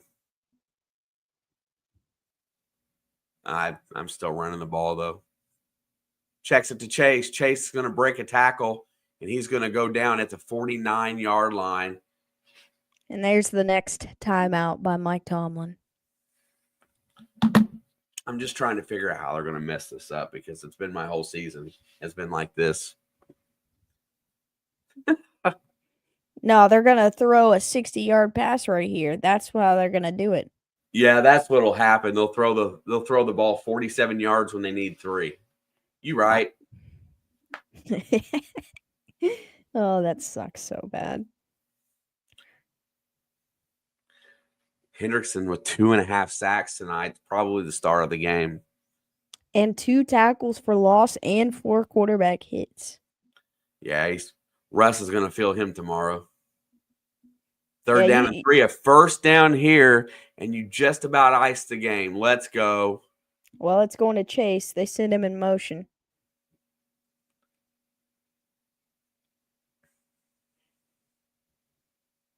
There's a snap. Burrow's back to pass.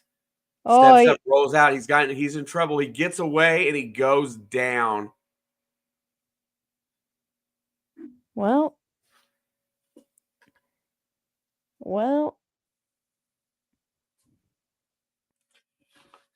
Now watch it. I'm comfortable running the ball there, personally. Instead of losing 10 yards? Yes. I'm comfortable running the ball because it was 3rd and 2. If you get a yard, I'm sorry, Kitty. I didn't see you there.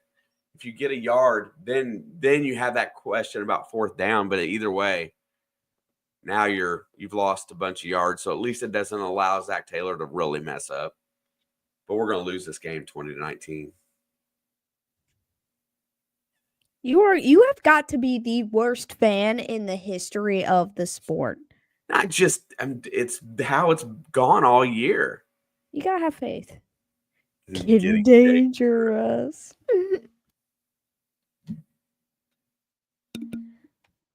What's the over-under on this game? Well, let me tell you. Shoot, it was pretty high, I think. 46? 48.5. It opened and it closed at 48.5.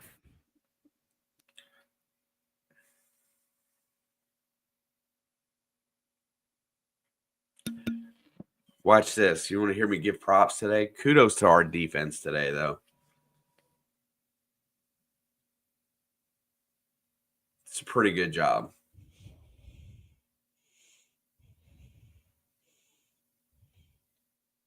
Trust me, if you guys aren't in here for his basketball streams, he's way worse in there. I didn't bet nothing. I didn't bet the over that's posted. I took over 42.5, which still was lower, but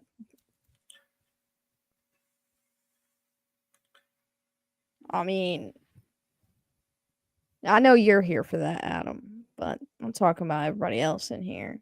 I can't listen to him half the time. They'll be down 2 at halftime, and he's like, this game's over. I'm like, I don't do that. I can go back and clip it 100 times. I mean, you could if you wanted to. You'll deem a game over in the first 6 minutes, and it's like a 2-score game. I've seen it happen. Not so much. I've seen it happen. I've been here. Adam can attest to that. Yeah. You do it frequently. I haven't watched you at all this season. But and those words have never uttered out of my mouth over the first score of a game. Well, Steve said that. I didn't say that. That's exaggerating. He's just helping me. I'm sick of this year, and it's just the way it's gone all year. The punt is up, and thank goodness it gets away clean, and it is a decent punt that hits the ground. He breaks past one tackle, and he goes down at the 25. Oh, my word.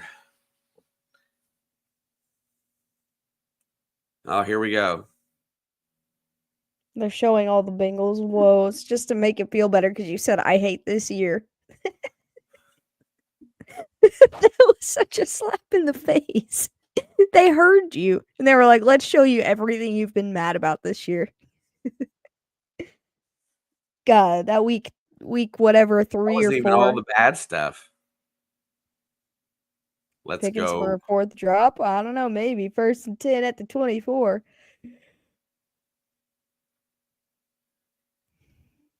Russ back to pass. Rolling. He almost gets sacked. Gets it off to Najee, who's going to lose yards. I didn't even know Najee was still in the game. He was being evaluated for a head injury. They had him in the locker room. He must have came back. Let's go. 2nd down and 12. Clock is rolling. Under a minute and a half now. Russ back to pass. Checks it down to Freiermuth, who tries to get out of bounds, but he's in bounds, so the clock will roll. And I think he's back to the line of scrimmage. It's going to be 3rd down and long.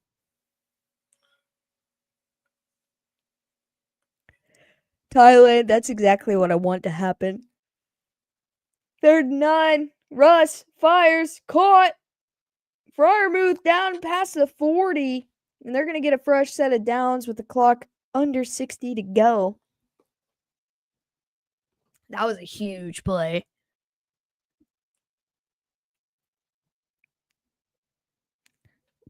Clock's at 45. He's going to roll left or roll right, looking downfield, going to keep it himself. Instead of going out of bounds, he lowers his shoulder and takes a hit. That was poor quarterback IQ right there. He had a straight lane out of bounds. So the clock will continue to roll. 2nd down and 6 at the 45. Russ back to pass. In trouble. Hendrickson gets him again. Got to burn a timeout. And that's a sack. And they're going to stop the clock with 20 seconds. He's got 3.5 sacks in this game. He wants paid. I mean, he deserves it. Davis Gaither getting tired. Trey Hendrickson doesn't get tired. I see what you mean, though, Steve.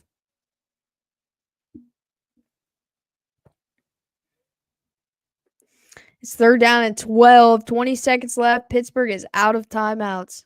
How good is Pittsburgh's Really kicker? good. Probably the best in the league right now, to be honest. He's had the best season, I would say, out of all kickers. More than one play here. 3rd and 12.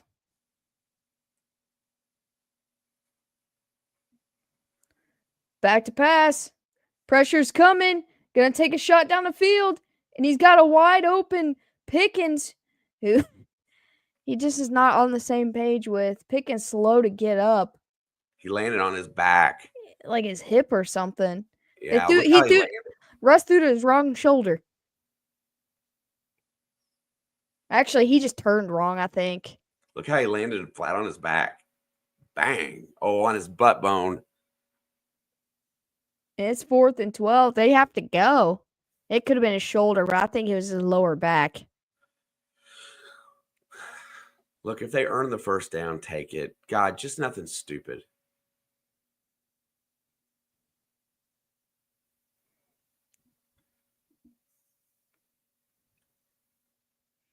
All right, play clock at 5.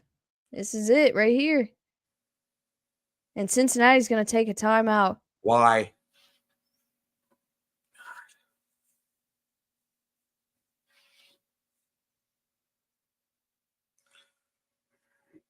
Yeah, let's let them think about it a little bit longer.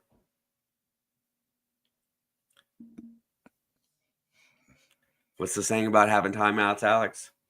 You got 3. Might as well use them. Nathaniel Hackett looking at you. Russ is used to that. It was Russ when he did it. Russ was his quarterback. All right, 4th and 12. Play the game. You got him, use them. From the 40. Back to pass. He's going to sling it, and it's in and out of the hands of Freiermuth. He made the right decision going to the one guy who's catching everything today, and it's going to be incomplete.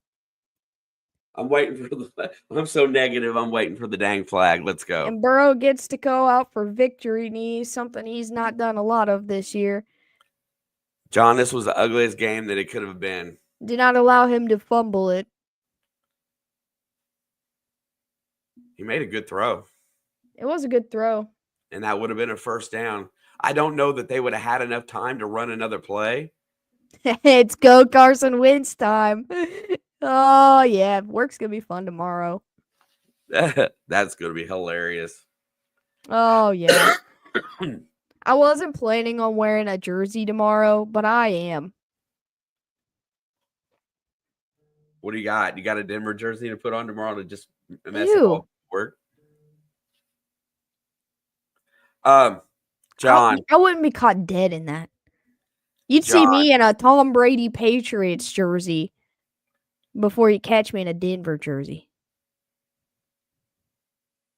You can get down and spike that for one shot at the end zone. Yeah.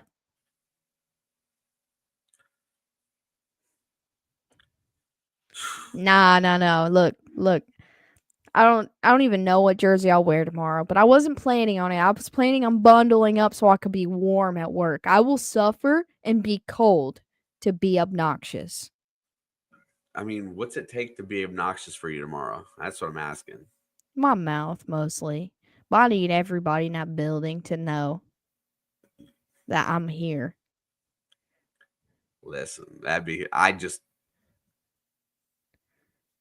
Hey, what's up, stranger? Who dey?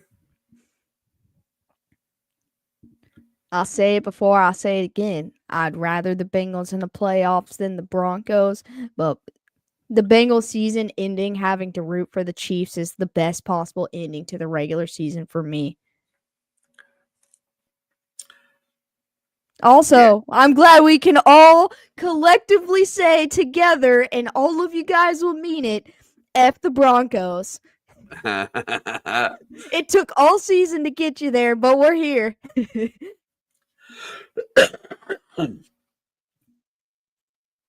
You know, it doesn't even matter. You're right. Yeah, it took all season. It took me 18 weeks to get you all here, but we're here and we're all together and we can all agree on one thing. F the Broncos. Sports gotta give you permission. Yeah, this is the best day and it's in the blood history. We're all just hating the Broncos together. Sorry, John, you don't count. F the Broncos. Yeah, screw the Broncos, F the Donkeys, whatever you want to Thank you, Miss say. Georgianne. We're all Chiefs fans tomorrow, and I love that for me. It's the first time it's ever happened to me. The last time we were all collectively Chiefs fans was that AFC Championship game against Tom Brady that we ended up losing on the most heartbreaking loss of my entire life. There you go, Sports Cat. This is literally the best moment in the history of this channel for me. I swear. I mean, you guys gotta hope Aaron Rodgers comes through, and half the people here are Packers fans, so they can appreciate that. Yeah, both games are at 425. The question is that God. Do you stream this game tomorrow? Do I come home? I won't be home, but I feel like I'll be at work. Do I come home and do the 425 and not the 8 o'clock? That's the question for chat. I mean, the 425 directly impacts your future. The 8 o'clock is just game of the week. No, Adam. I gave him permission. May the fleas of 10,000 camels infest the donkey's jockstraps. That was for you. I'll take that to heart. I appreciate that. God, Cincinnati's gonna give me a heart attack. You and me both, Sam. I'm stressed. None of us wanted to say it, but we're all here. Go Carson Wentz. Yes, go Jets. Go Aaron Rodgers.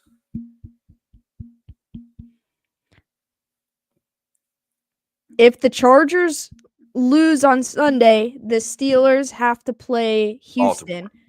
If the Chargers win Sunday, they have to play Baltimore. Wouldn't that suck? Having to go to Baltimore. Oh. But it would be so funny if the Steelers beat Baltimore in Baltimore.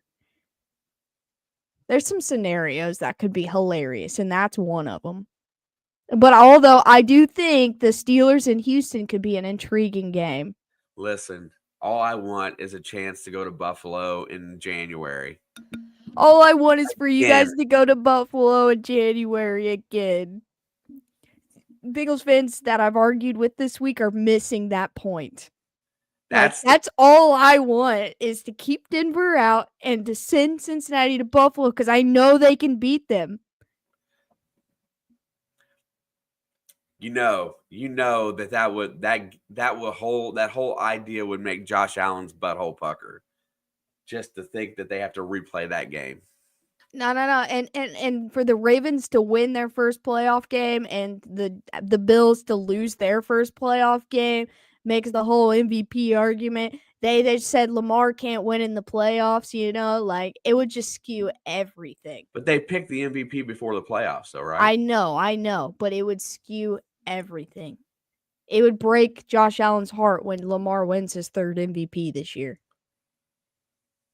I love Josh. He's had a hell of a year. Like, cheers to that guy. But yeah, I just a puppet.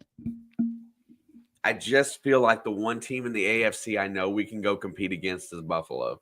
And Kansas City. Yeah. Buffalo and Kansas City, I think, are your two best matchups.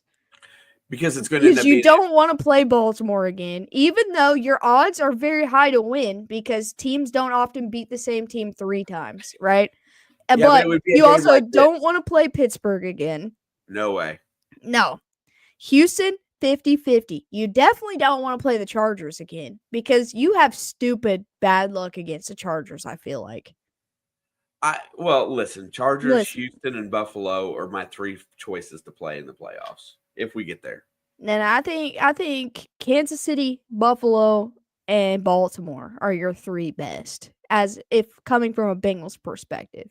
I just don't want to play You're another not getting 3 swept by Baltimore. Like, it's just not happening. I just don't want to play another divisional game in the playoffs. That's all.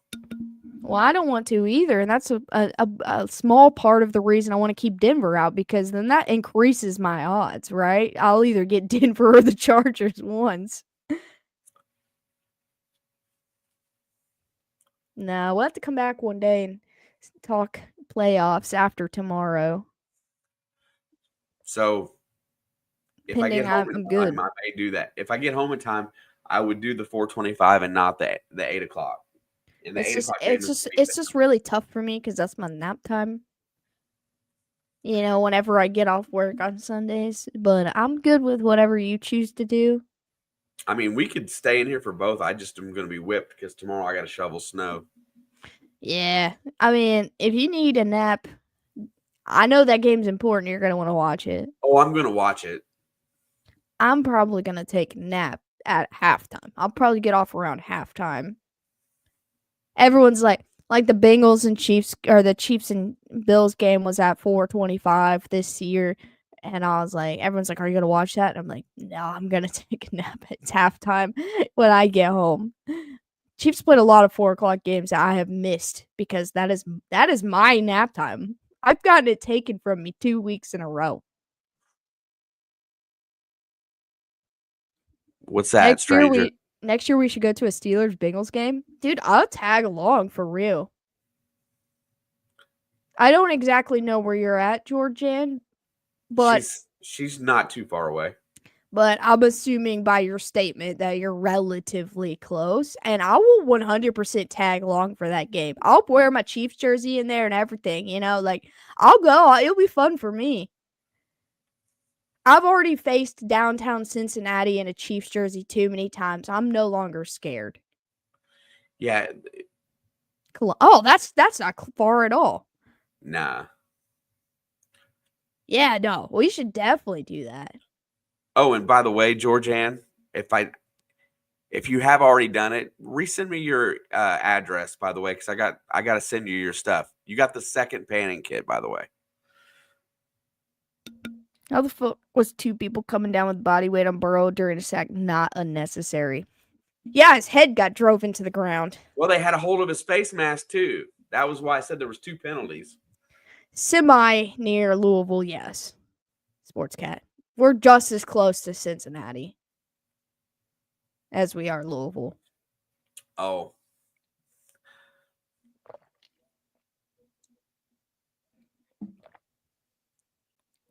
Yeah, I was a little worried about that hit. I wasn't so much worried. I could tell that it wasn't a concussion, but I didn't want to rule that out before we knew. But what I was worried about was like a broken neck.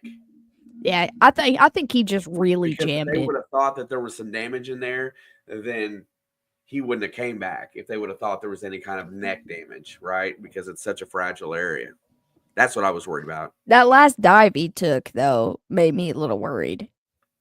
But he did a good job of protecting himself. You know, he turned his body when he was falling, so he wouldn't land directly on him. This is awesome. This is the best day of the season. By far.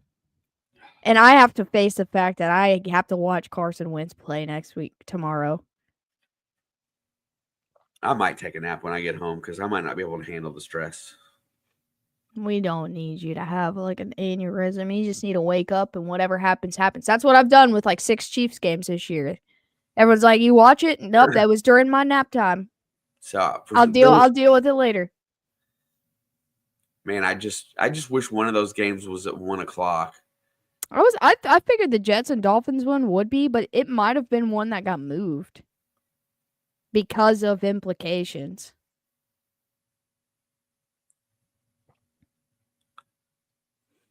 If we played football, would we teabag after getting a sack?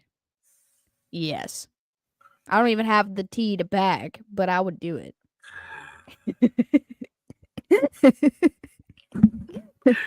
It's only fair. If you could do it to me, then I'm gonna do it to you. It's wrong on a lot of levels. All right, we out of here.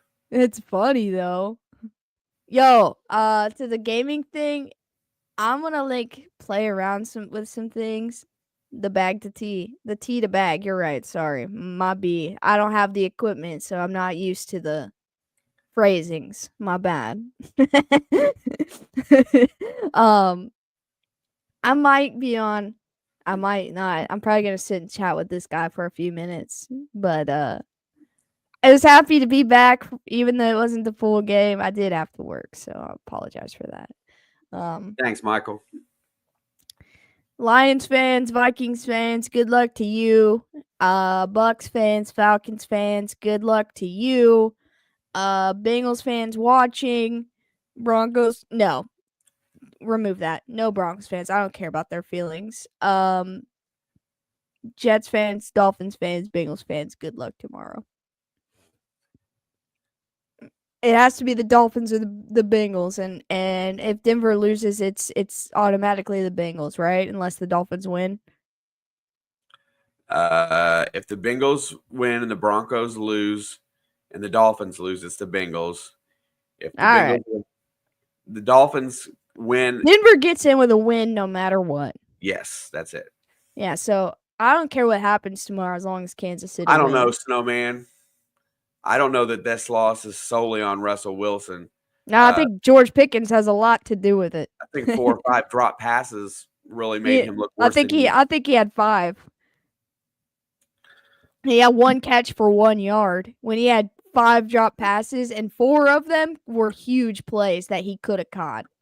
And that last one is up in the air, but the first 4 he dropped were bad. And not being able to block Trey Hendrickson at all. Dude, he just feasted. He ate. He feasted. I'm not saying he won the game more than the offense for sure. Yes. It was beautiful. It was a good game. Great scenario. I'm in the perfect position. We're in the driver's seat now, and hopefully good results. Kansas City safely made it to Denver. So all is hopefully well by 8 o'clock tomorrow. But anyway, good luck to everybody whose team matters tomorrow, except for the Broncos. Don't care. I'm not going to pretend to care. I'm not going to pretend to be respectful. I've waited all year for everyone to be on my side about this. So, yeah, go Chiefs. Appreciate y'all. Take care of that skin tag. Do you have a skin tag? Oh, I got a bad one. I got hung up in my shirt today. It got irritated. No, we're done. We're done. Much love, Blood fam. We're moving on. Love you guys, and we'll be back tomorrow. Go Chiefs. F the Broncos. You guys are the best.